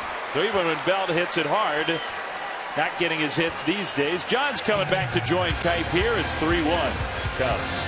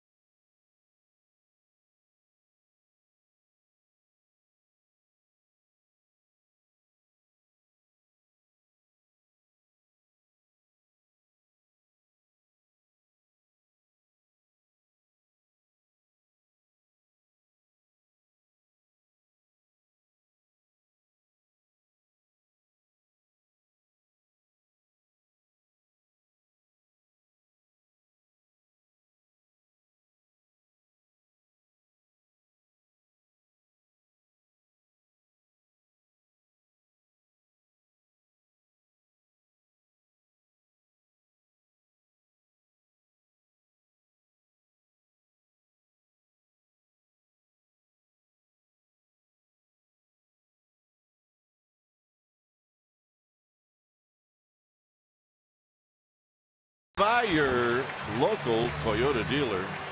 Soriano's got a home run. He's also got an RBI single. Starlin Castro's had a good series. Keppinger's got an RBI double. Vogelsong gave up 3 runs in 5 innings. The Giants have had a couple of opportunities. One a very good opportunity in the 5th. Runners at 2nd and 3rd with 2 outs, and Beltran popped out to end the inning. So Mota came in to pitch the 6th. And here he is pitching the 7th, and he'll be facing the big fellas, Ramirez, Pena, and Soriano, in a 3-1 ball game. John Miller is back from the radio side. Here's Mota, who will pitch out of the stretch, throws, and it's down low. 1 ball and no strikes. A very difficult 6th inning for Mota, his first inning. And although he got through it just barely, leaving 3 men out, but he threw 27 pitches to get it done. Took a really nice play by Fontenot. Ramirez jumps back out of the way. 2 balls and no strikes.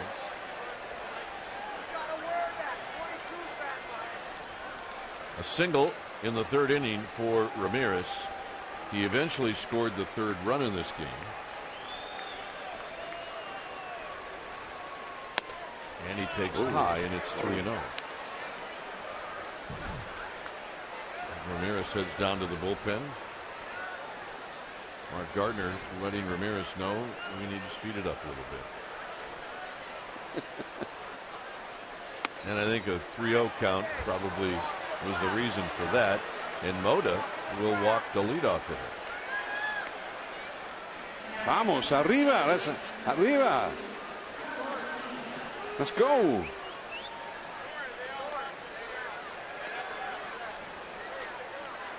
So here's Pena. Pena is struck out, single, and he's drawn a walk. We know these people, don't we?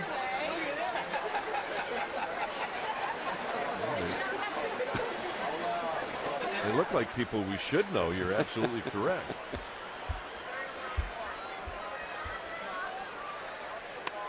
High to Pena, so that's 5 in a row out of the strike zone. These high pitches don't look that high. Mota has thrown 32 pitches, 16 balls, 16 strikes.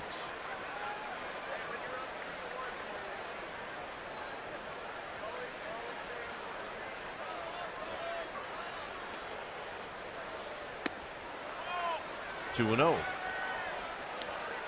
Well, he's not getting anything right now. He's, you know, it's the old bromide, I guess. He's all over the place, and he's not getting these close calls. Well, he knows he's got to come in here. Soriano's on deck.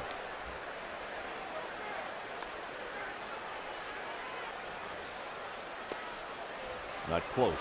3-0.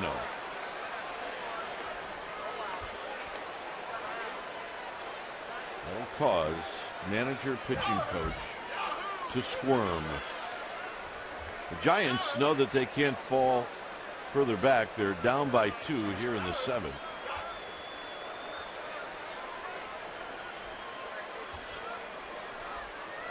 Pena, hey, he's a cleanup hitter. He could very well have the green light here. 3 balls and 1 strike. Diamondbacks ahead 7-2 in the top of the 8th now, at home against the Rockies. I saw something on the satellite feed from that telecast. Tulowitzki came up in the 7th inning. Said that against Arizona pitching this year, he's hitting 128. Wow.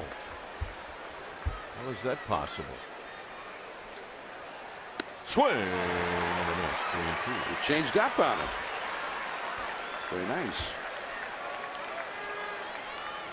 So Tulowitzki getting all those hits against other teams, including the Giants. Oh, or maybe mostly the Giants. I need to study those tapes of the Arizona pitchers against him. No kidding. 3-2 pitch. Ramirez does not go, and Pena takes high.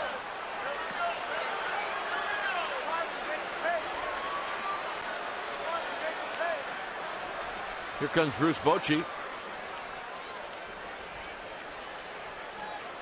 going to be a double switch.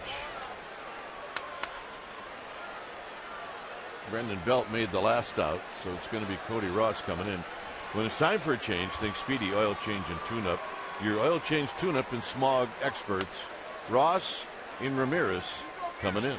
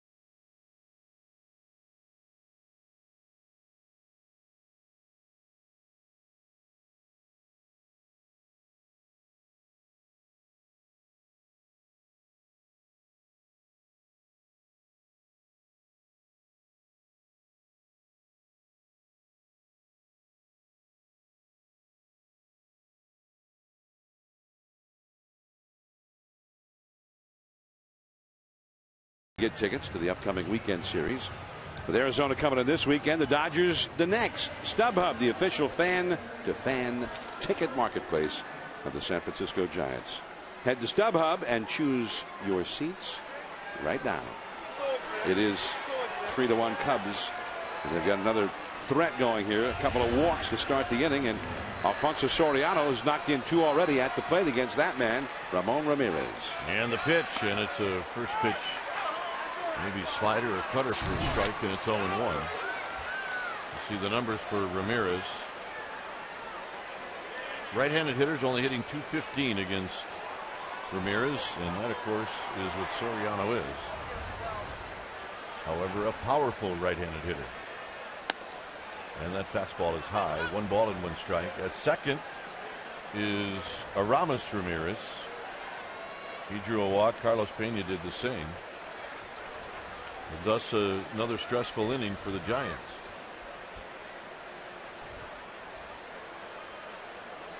Ramirez pauses above the belt. A double look to second, and Soriano bounces it foul. It's 1-2. He hit the home run in the second inning off of Ryan Vogelsong, and it was a pretty good pitch to hit. Right out over the middle of the plate, and man, a spectacular home run. Almost cleared the bleachers out in left center.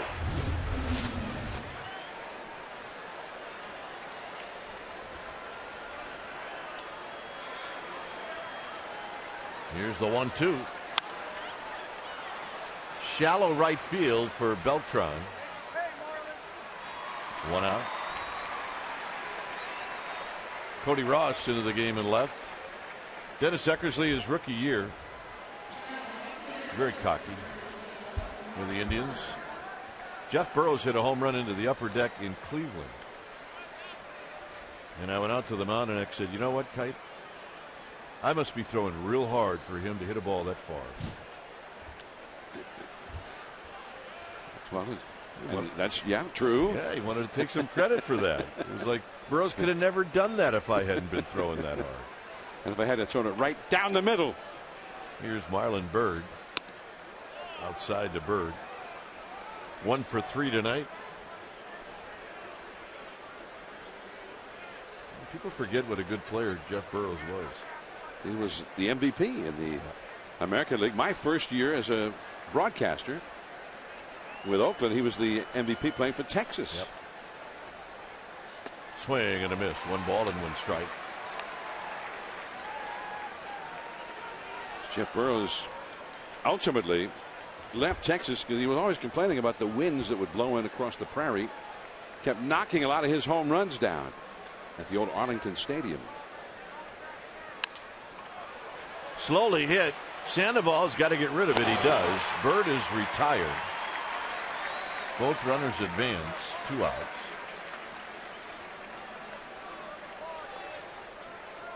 Nice play, but a play you got to make if you're Pablo Sandoval, and he did. And you get this left-handed hitter coming up with first base empty.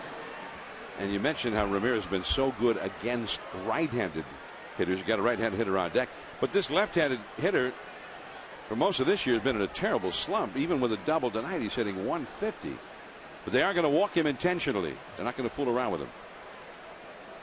He's hit the ball hard a couple of times. That double over Belt's head and left, and a fly ball all the way to the center field wall his second time up. And I think what you said is correct. The numbers that Ramirez has against right-handed hitters probably seals the deal when it comes to Bruce Bochy's decision.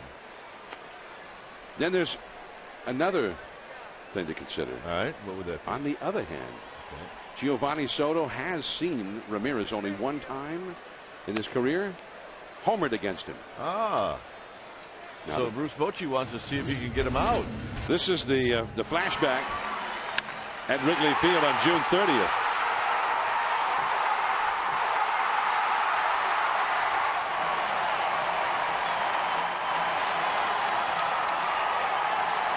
That was in the 13th inning, and it was a walk-off. Yeah, that was a long day for the Giants. This time he keeps it away on the outside corner. Probably where he wanted to throw the pitch that Soto hit out that day was on the outside corner. I mean, he's made a lot of trouble for a lot of pitchers if you don't get it outside. That's right.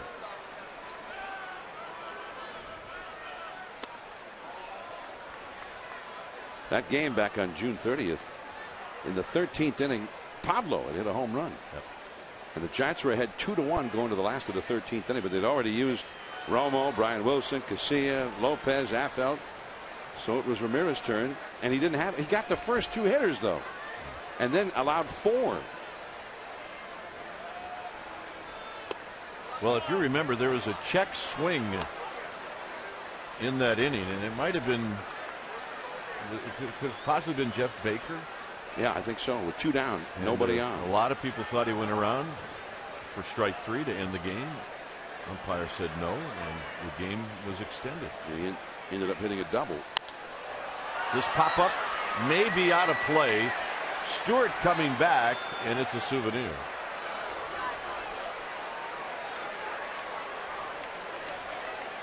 Where did the Giants go after that, John? Because I remember when you play a day game at Wrigley Field during the week.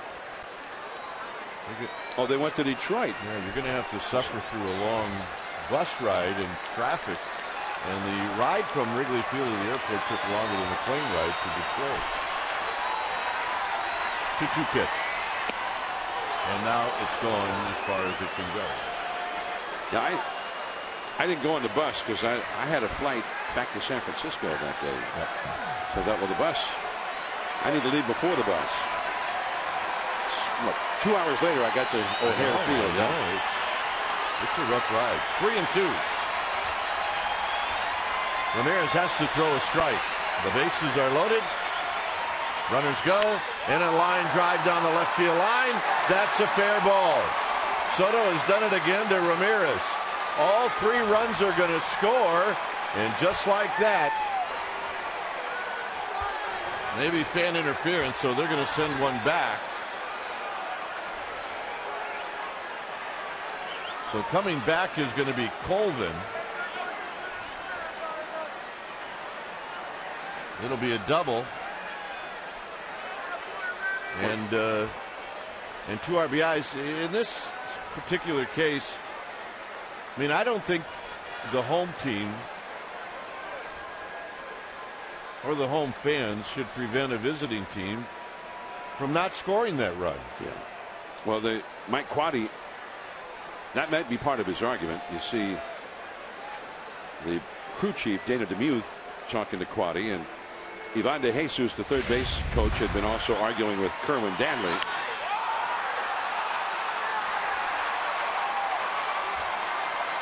Now, the rule book says that in the case of fan interference, the umpires must, to the best of their ability, try and figure out what would have happened if the fan had not interfered. And a lot of things could have happened there, and one of them might have favored the Giants, which is the ball was going to hit off that sidewall, and it looked like it was going to be played on a carom by Cody Ross. And if Colvin had been sent home, and I think he was going to be, Giants would have had a chance to maybe throw him out with a couple of good relay throws. Well, here's Garza. And Garza comes up empty. So the problem for Ramon Ramirez was he got to a 3-2 count to Giovanni Soto, and he had to come in. Garza swings and misses. It's 0-2. Those runs both charged to Guillermo Mota. He walked the first 2 hitters of the inning, and they almost got through it, and then Ramirez just could not quite put Soto away. Garza fouls it out of play.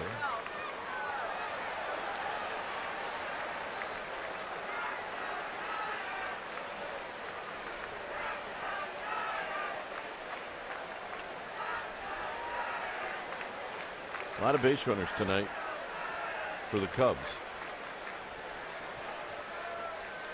Garza attacks this and fouls it out of play. Including Garza. Garza struck out in the second inning, at which point for the year he had struck out in 2/3 of his official at bats. Not even putting the ball in play. 2/3 of his at bats, and it had 3 hits in 49 at bats, and then 2 straight hits. And he's going to strike out here. That'll end the inning. However, damage done. 2 more runs for the Cubs. It's 5-1 Chicago.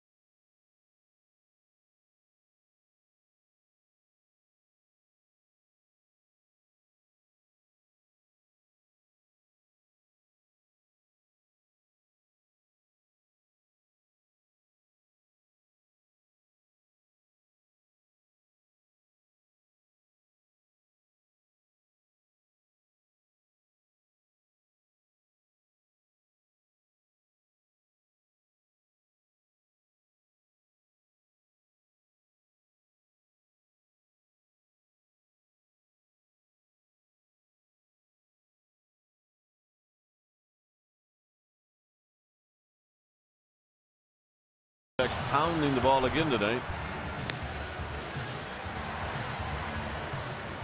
Here for the Giants. Now they trail by 4, and it'll be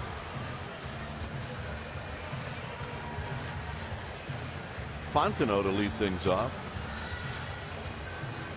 Rowan's got a bat. He's out there as well. Stewart due up second, so they'll lift him for a pinch hitter, and then another pinch hitter for the pitcher.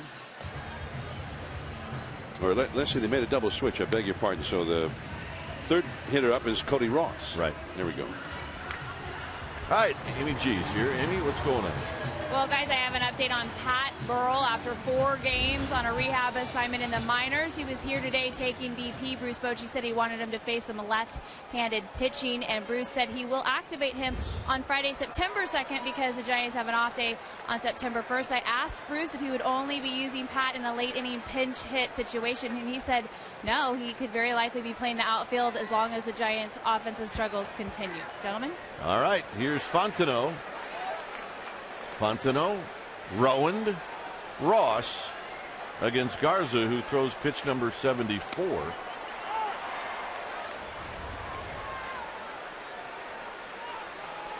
And he throws a strike. 14 balls, 60 strikes for Garza.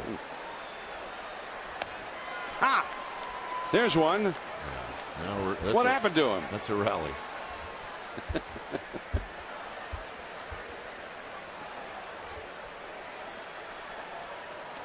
Fontenot, 1 for 2, waiting on Garza.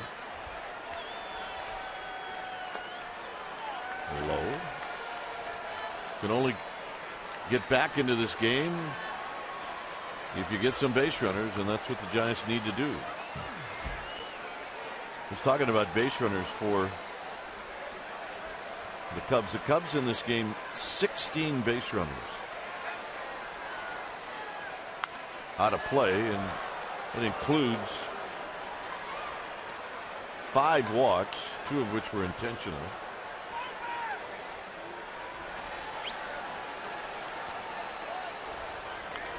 Two balls, 2 strikes.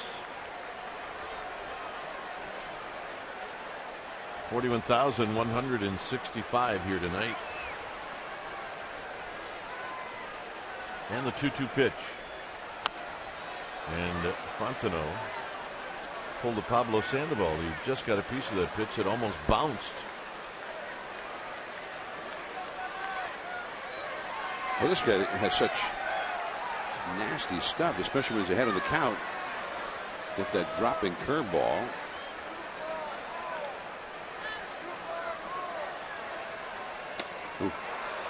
Got nasty. him. Wow. Giants baseball on Comcast Sportsnet Bay Area is brought to you by Del Webb. See why Del Webb active adult living is such a big hit in Northern California. Visit delwebb.com.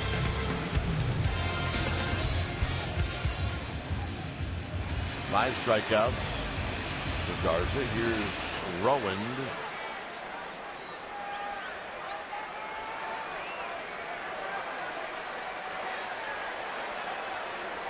Rowand hitting at 233. Swing and a miss. No balls in 1 strike.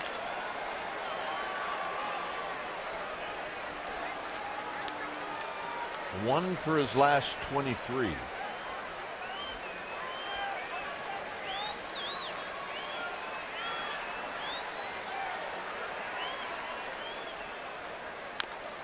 Tap foul, so it'll be a hard curve, slow curve, slider, nothing in 2. Well, Rowan, unfortunately for the Giants, is not alone. You got plenty of company in that list of guys hurting for hits. Rowan pulls this one on the ground foul. Nice play by the ball dude. That's Gary Barton.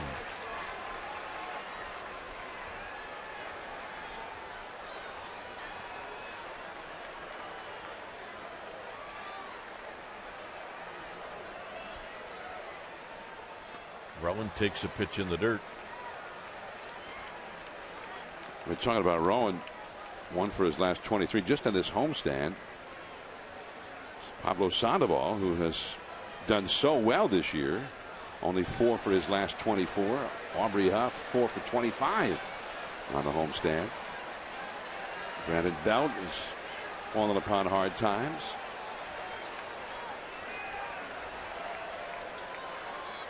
And he got him. Threw that fastball in. 6 strikeout. And the hitter will be Cody Ross.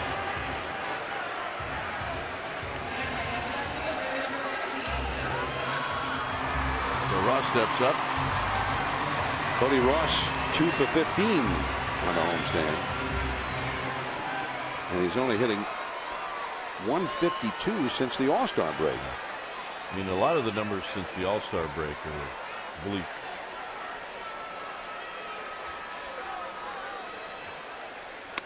Outside to Cody Ross.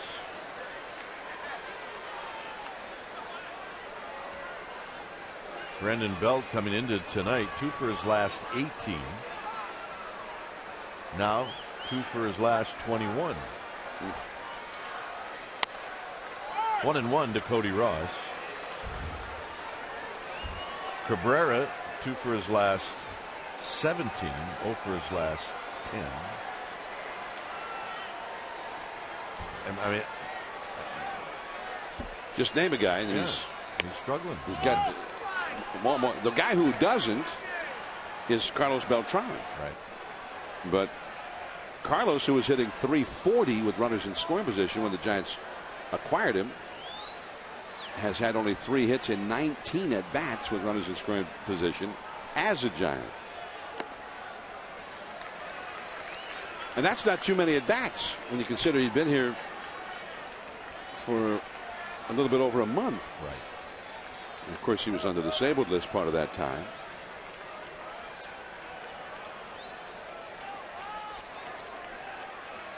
By the way, you were mentioning all those strikes that Garza's been throwing. This is the first time that he's had a 3-ball count against a Giants hitter.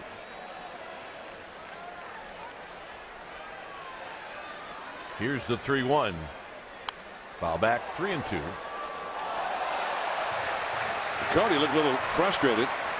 Didn't that pitch look a lot like some of those he hit out of the yard back last October? I think that's part of the problem, John, is that I believe Cody Ross feels like he has had some good pitches to hit, especially since the All-Star break, and he hasn't put them in play.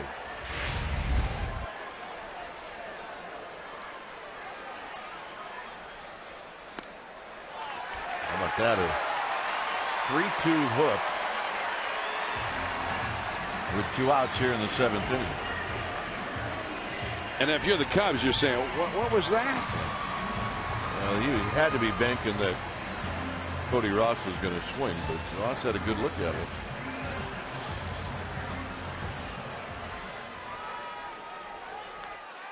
Top of the 9th in Arizona. It is 9-4. Diamondbacks leading the Rockies. Justin Upton hit a 2-run homer, along with Montero's 3-run homer earlier in the game for the D-backs. 1 ball and no strikes. Torres is 0 for 3. Struck out in the 1st, struck out in the 5th. That was a big at bat in the 5th. The Giants had 1st and 3rd, 1 out, and he struck out. Although they eventually got that runner home from 3rd. Hooks this one down the right field line, foul off the bricks.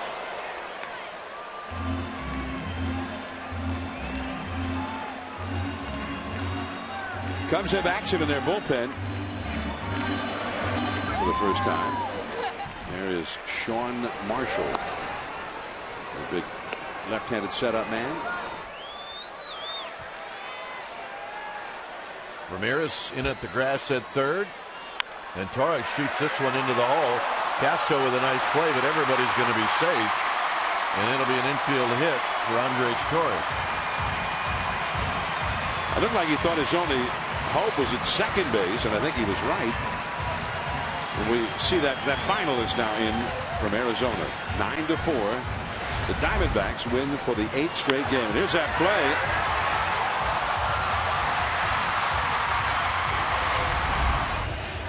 Starlin Castro showing all of that range, and it was kind of amazing he even thought about trying to make a play as he was sprawled out on the ground. The ball just kind of flew out of his glove and not into his throwing hand there. He was trying to get Cody Ross in second. And this is the pitching coach, Mark Riggins, out to confer with Matt Garza.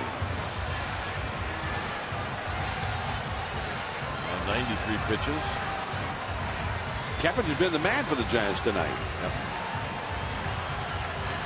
Keppinger singled to center in the 3rd inning with a man aboard, and then hit a double down the right field line into the second archway that knocked in the Giants' run back in the 5th inning. Well, he gets a hit here, then at least you get the tying run to the plate. 1 ball and no strikes.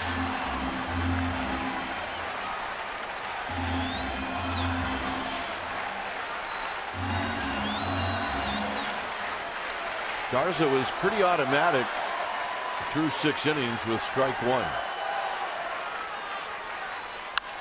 Base hit right field. They're going to wave in Cody Ross, and Ross is going to make it. A little risky, not a problem. Keppinger his 3rd hit.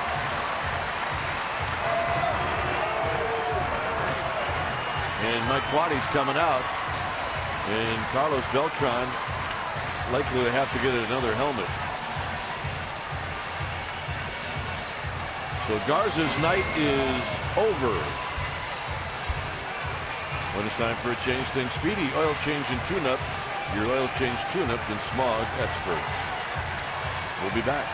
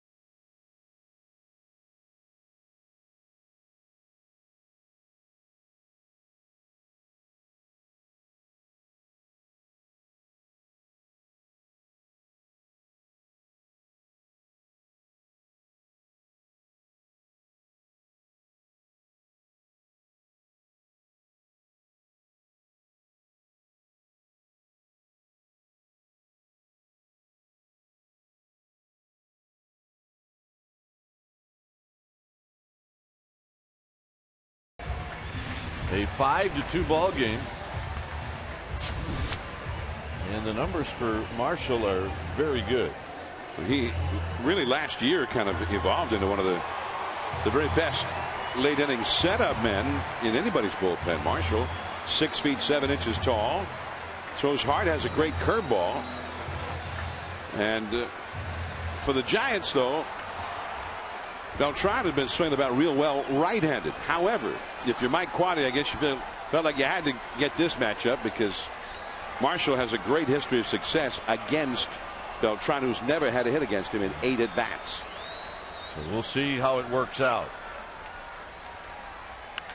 Big bouncer to 3rd, and that ends the inning. 1 pitch. Giants pick up a run. We'll head to the 8th. 5-2 Chicago.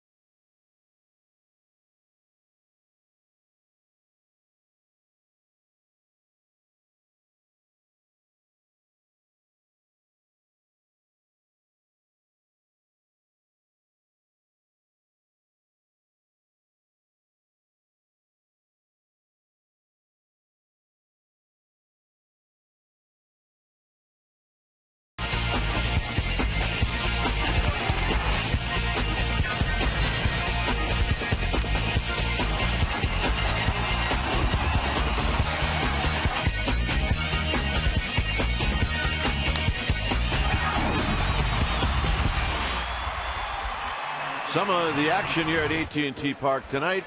It's a 5-2 lead for the Cubs, and here's Giants. Top of the order, Starlin Castro against Ramon Ramirez, and it is 0-1. Castro is 1 for 3 with a walk as Eli Whiteside is now the catcher.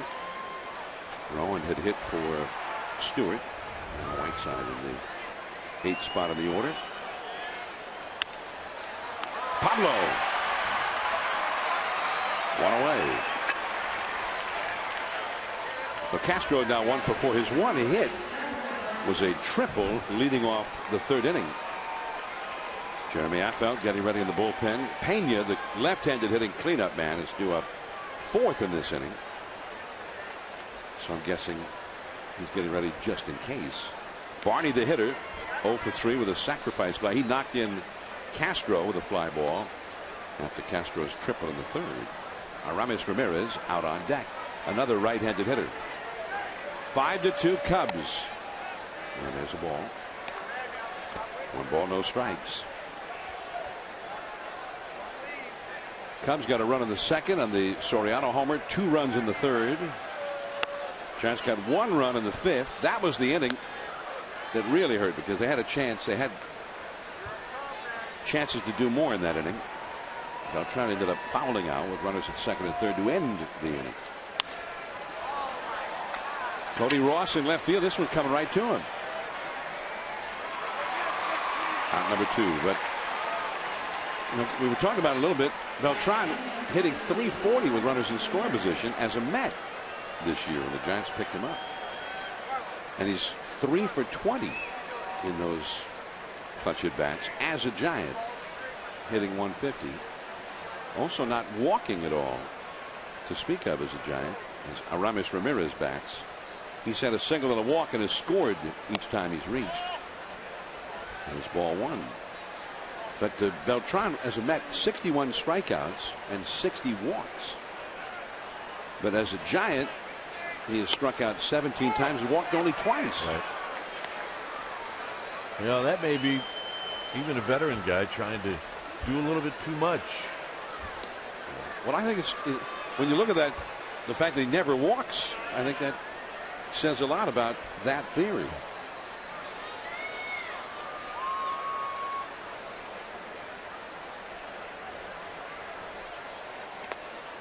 The splitter is in the dirt. 2-1 the count to Ramirez. Affeldt ready in the bullpen. Ramirez should reach. The left-handed batting Pena would be due up next. Giants will have Pablo Sandoval, Aubrey Huff to start off their half of the 8th. That's a broken bat. Fontenot throws out his old teammate. 3 up through that inning. Only 9 pitches thrown. Pablo's coming up. The Giants are down by 3.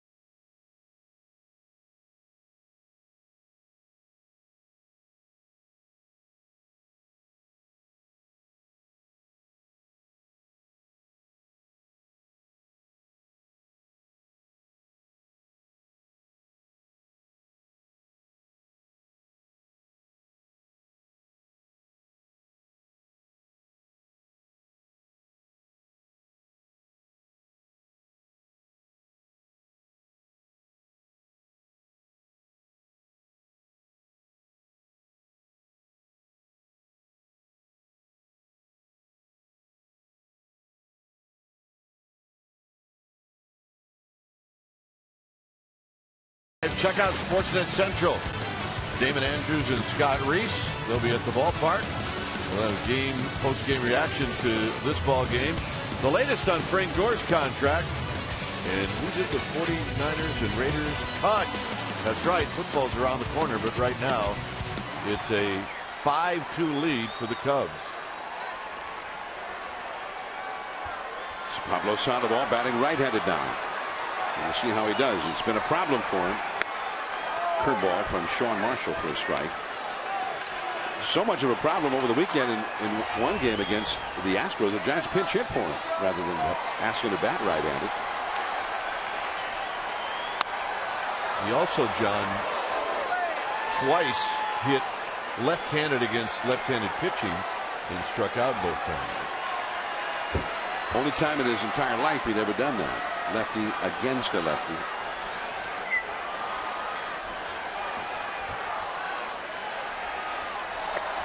Sunday they left him in to face Wesley Wright, the left-hander out of the Houston bullpen. And he batted right-handed.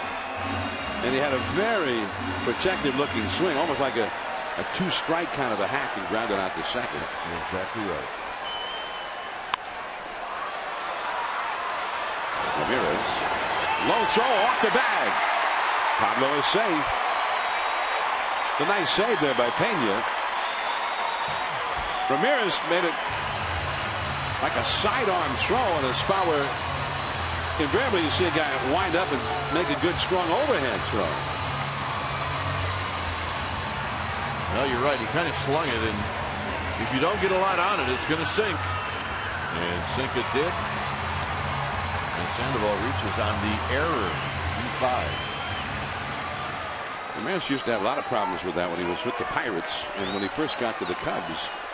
And they said it really was a lot to do with footwork and whatnot, but that he kind of finessed that throw like he had all the time in the world. Just sling it over there and get him. He did. Aubrey Huff now. We're in the last of the 8th. The Giants down 5-2. And there is Mark DeRosa out on deck with the pitcher due up next. Huff is single to right center, lined out into a double play and grounded out to third. And the slider for Marshall for a strike. 5 runs, 10 hits, and 1 error now for the Cubs. 2 runs, 9 hits for the Giants with no errors. The Cubs have action in their bullpen. Huff chases. 1-2. There is Kerry Wood, the veteran right-hander.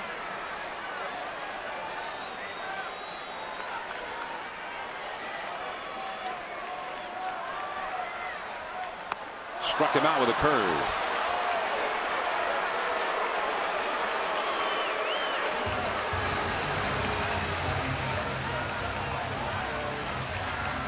Now you see the grip on that breaking ball. It's a tight curve. It's one that sometimes those breaking balls are hard to recognize, and Huff goes down swinging. Mike Quade coming out. DeRosa up as a pinch hitter. Wood is in. When it's time for a change, think Speedy Oil Change and Tune Up. Your oil change, tune up, and smog experts.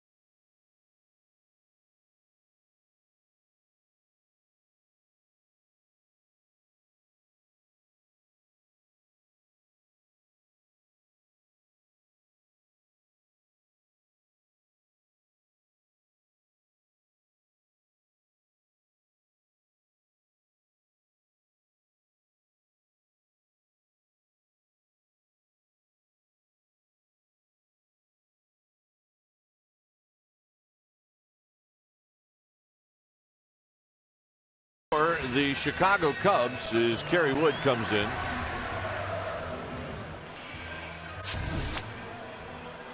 Wood with a 1-5 record, a 3.38 ERA. See the number of innings pitched and the strikeouts. So he's got just about a strikeout per inning. Right-handed hitters only hitting .210 against Kerry Wood. So this will be a tough go for Mark DeRosa, but right now the Giants need some base runners. DeRosa has done a great job in the last few days as a pinch hitter and late inning replacement. That's a liner right to Castro, back to first, and off the glove of Pena. And Pablo will take an extra base. And DeRosa just hit a shot, but right to Castro. And I don't know if that ball bounced or if Pena just missed it. Castro did not seem too happy, though. Well, he thought he could get Sandoval, and maybe the throw wasn't that bad. It looked like a throw that maybe Pena could handle. We'll get a better look at it right here. E6. Fontenot.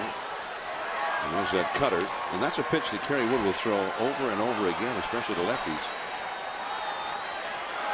The Sandoval, kind of a gift run if the Giants can get him home here. He reached on an error by Ramirez, took second on an error by Castro. 1-1 the count. A nice at bat, Mark DeRosa. Fontenot has a single. He's also struck out twice, but when he singled in the fifth, eventually he scored a run. Nice trying to drive in Pablo. Oh, the cutter snaps in there for a called strike 2. Kerry Wood, 42 2/3 innings before tonight. 35 hits allowed, 49 strikeouts. He's also allowed 5 home runs, which is a lot for a late inning reliever. Almost got him the shirt. Eli Whiteside is on deck. Would be next.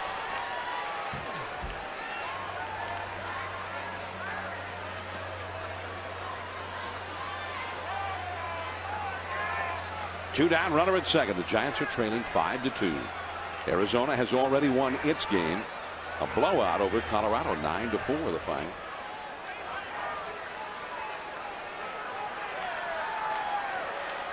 Here's Bochy. Wonder when the Giants bats will start to speak again. Fontenot is facing his former teammate for the first time in the big league game. Now Soto and Wood converse. Looked like Wood was doing most of the talking.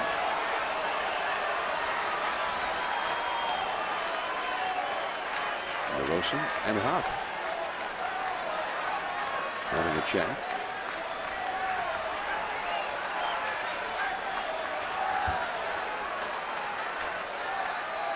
Joint to the count. Ooh, that was a close one. That was not the cutter. 95-mile-an-hour fastball.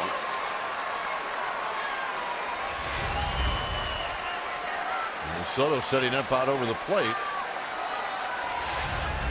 And just the ball. Foul off toward the Cubs dugout. You see the catcher catch the ball and then move it back to the plate. It's almost like he's saying, hey, it's not a strike. Right. You watch Soto and he sets up away, it's probably going to be a fastball. If he sets in, it's probably going to be the cutter. 3-2 the count to Fontenot. Away. There's Barney. And the inning is over. Now to the ninth inning. Affeldt will come in for the bullpen.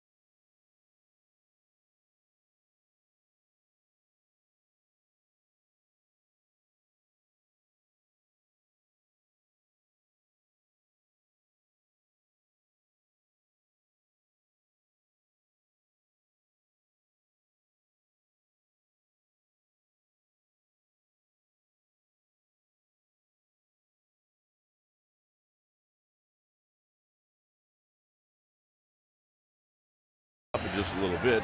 And our partner Mike Kruka will talk about the game with Murph and Mac tomorrow morning on KMBR 680.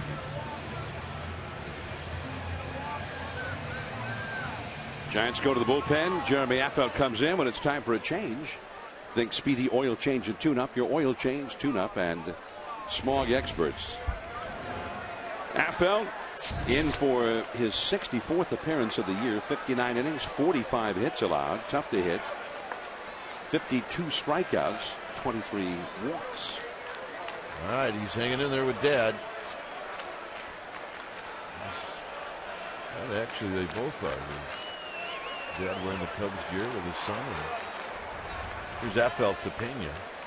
Swing and a miss. No balls in 1 strike. Another sellout crowd tonight.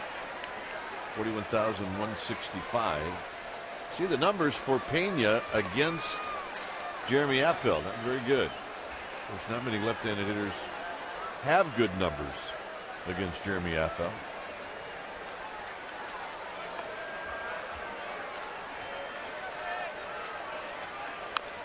Fouled at the plate. It's 0-2. Soriano on deck. He's had a big night, and it's been a pretty big series for him. A couple of home runs in the 2 games so far. He has hurt the Giants. With 2 RBIs tonight.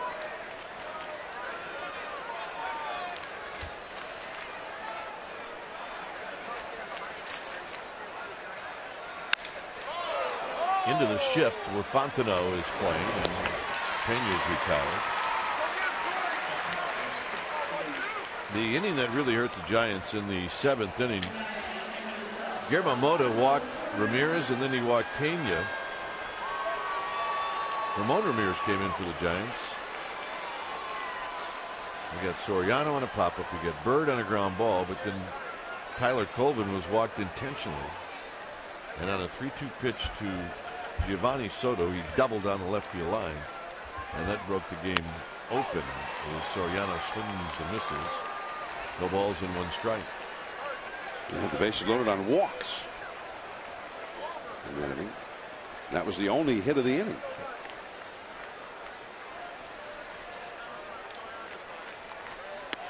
Inside corner strike, 0-2.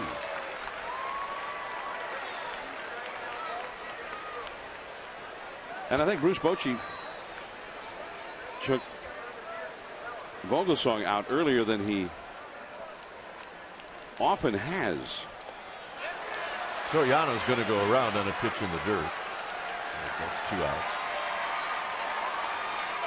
But I think the Giants are trying to generate offense. They had a man on base in that 5th inning, so he made the move, and the Giants got a run out of it. Tejada came up as a hitter in that 5th inning for Vogelsong, got a base hit.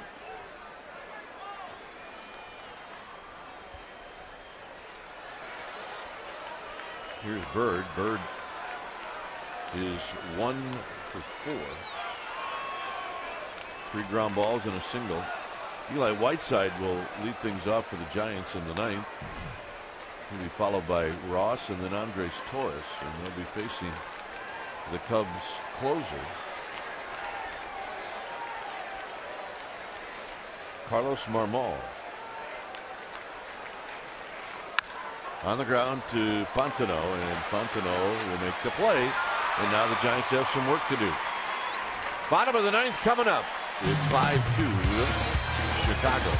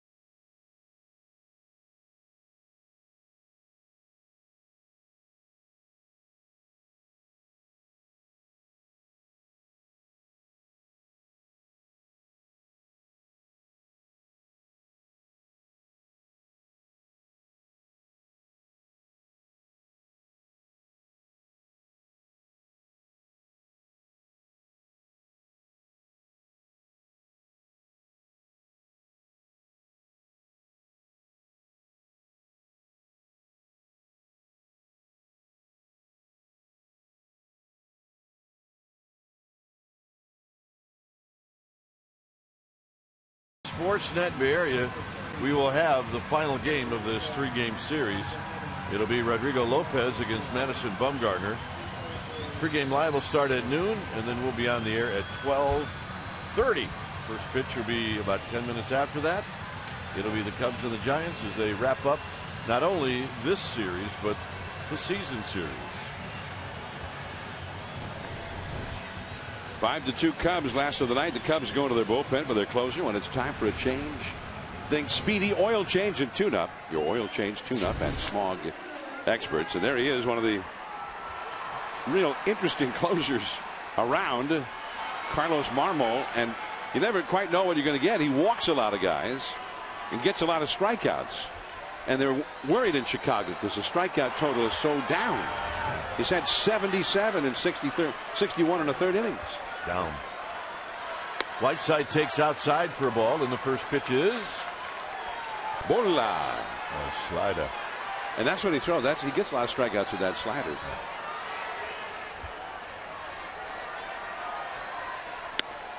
And he comes back with another one, and it's a called strike. It really comes at you with a weird motion. And Whiteside not fooled at all by that slider. It's 1-2. There are times where he just can't throw a strike. And he's had some legendary games where he comes in and walks like 4 guys and just can't throw a strike. Tony Campana into play left field, hitting 9th. On the appeal, Whiteside holds up. It's 2 balls and 2 strikes. Cody Ross is on deck. We are in the 9th. 3-2. Well, he hadn't even thrown him a fastball. So he's throwing his slider. Well, maybe he'll throw a fastball here. Oh, got him. One out in the 9th. Threw him 6 straight sliders, and he seemed shocked that the last one was a slider. Yep. So I think he thought it was going to be a fastball too. Here's Cody Ross. Plus, most of the other sliders have been away. This one came in the inner half of the plate. So here's Cody Ross. A walk in the 7th. And there's a fastball. He's got a good fastball. That's at 92.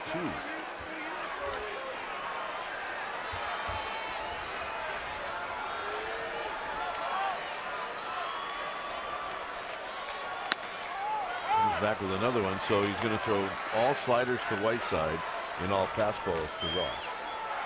See, he mixes it up. I see there's a pattern there.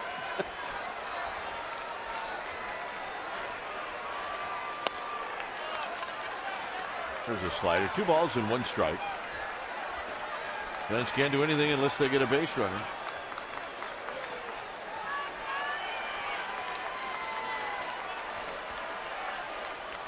Look out. Ooh. And Ross is aboard.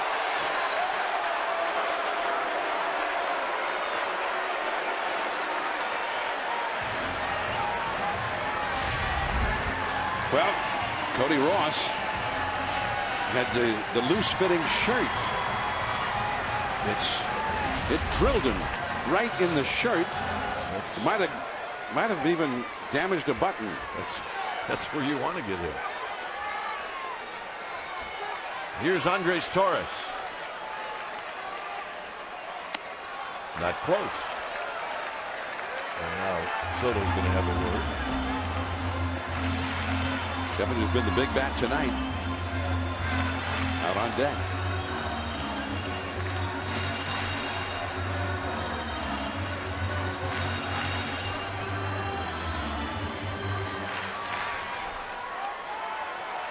Beltran has had a very rough night with the bat. Good. Runners in scoring position in every at bat. Strike at the knees to Torres. 1 ball and 1 strike.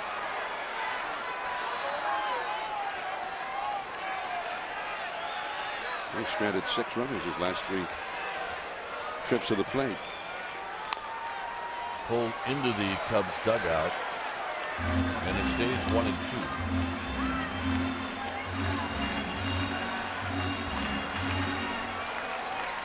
A .215 average. That's what hitters hit against Marmol, as this is hit off of Torres's foot. And it remains 1-2.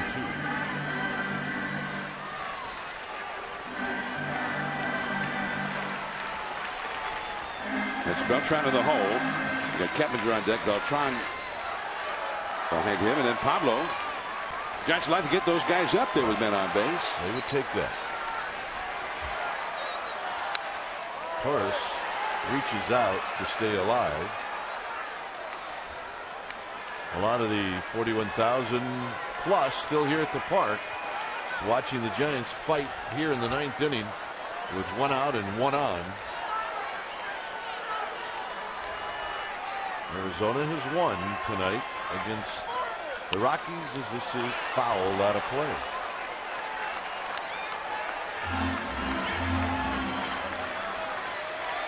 Well, we don't know how this battle will turn out, but so far it's what you like to see. In a spot where they need base runners, and we've given him a battle. And Torres out swinging on a high fastball at 91. 2 outs here in the 9th, and it's being left up to Jeff Keppinger.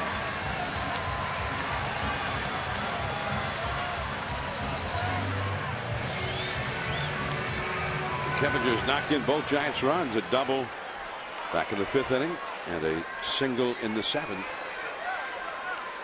You don't need him to do that now. They just need him to get on base. Right, he's had good at bats. 3 for 4.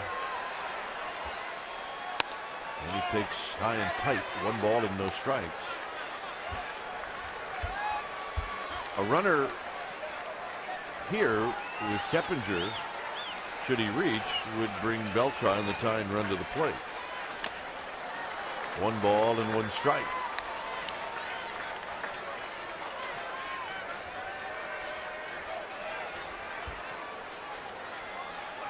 Ross reached when Marmol hit his shirt. He's aboard with 2 outs.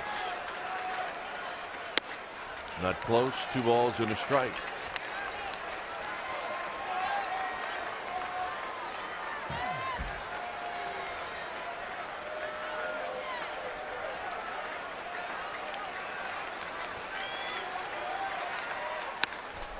Two and 2. And started out at the left hip of Jeff Keppinger. He'll step out for a little bit.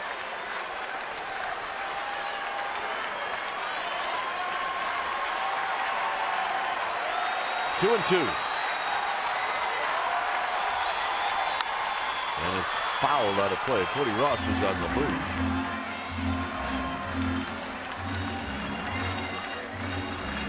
.22 pitches for Marmol. Guessing at least 16 sliders.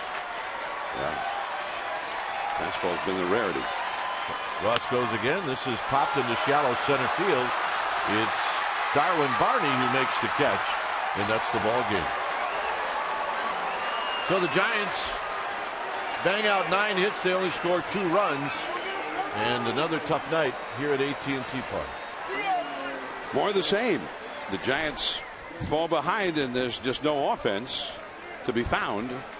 And for the Chicago Cubs, having a dismal year, they doing to the Giants just what the Astros were doing to them. The Giants are 6 games down and fading in the West. All right, final score here at AT&T Park. It's the Cubs 5 and the Giants 2. Esurance Giants postgame live with interviews, and the wrap is coming up. But first, let's go to the Sportsnet Central studio for an update.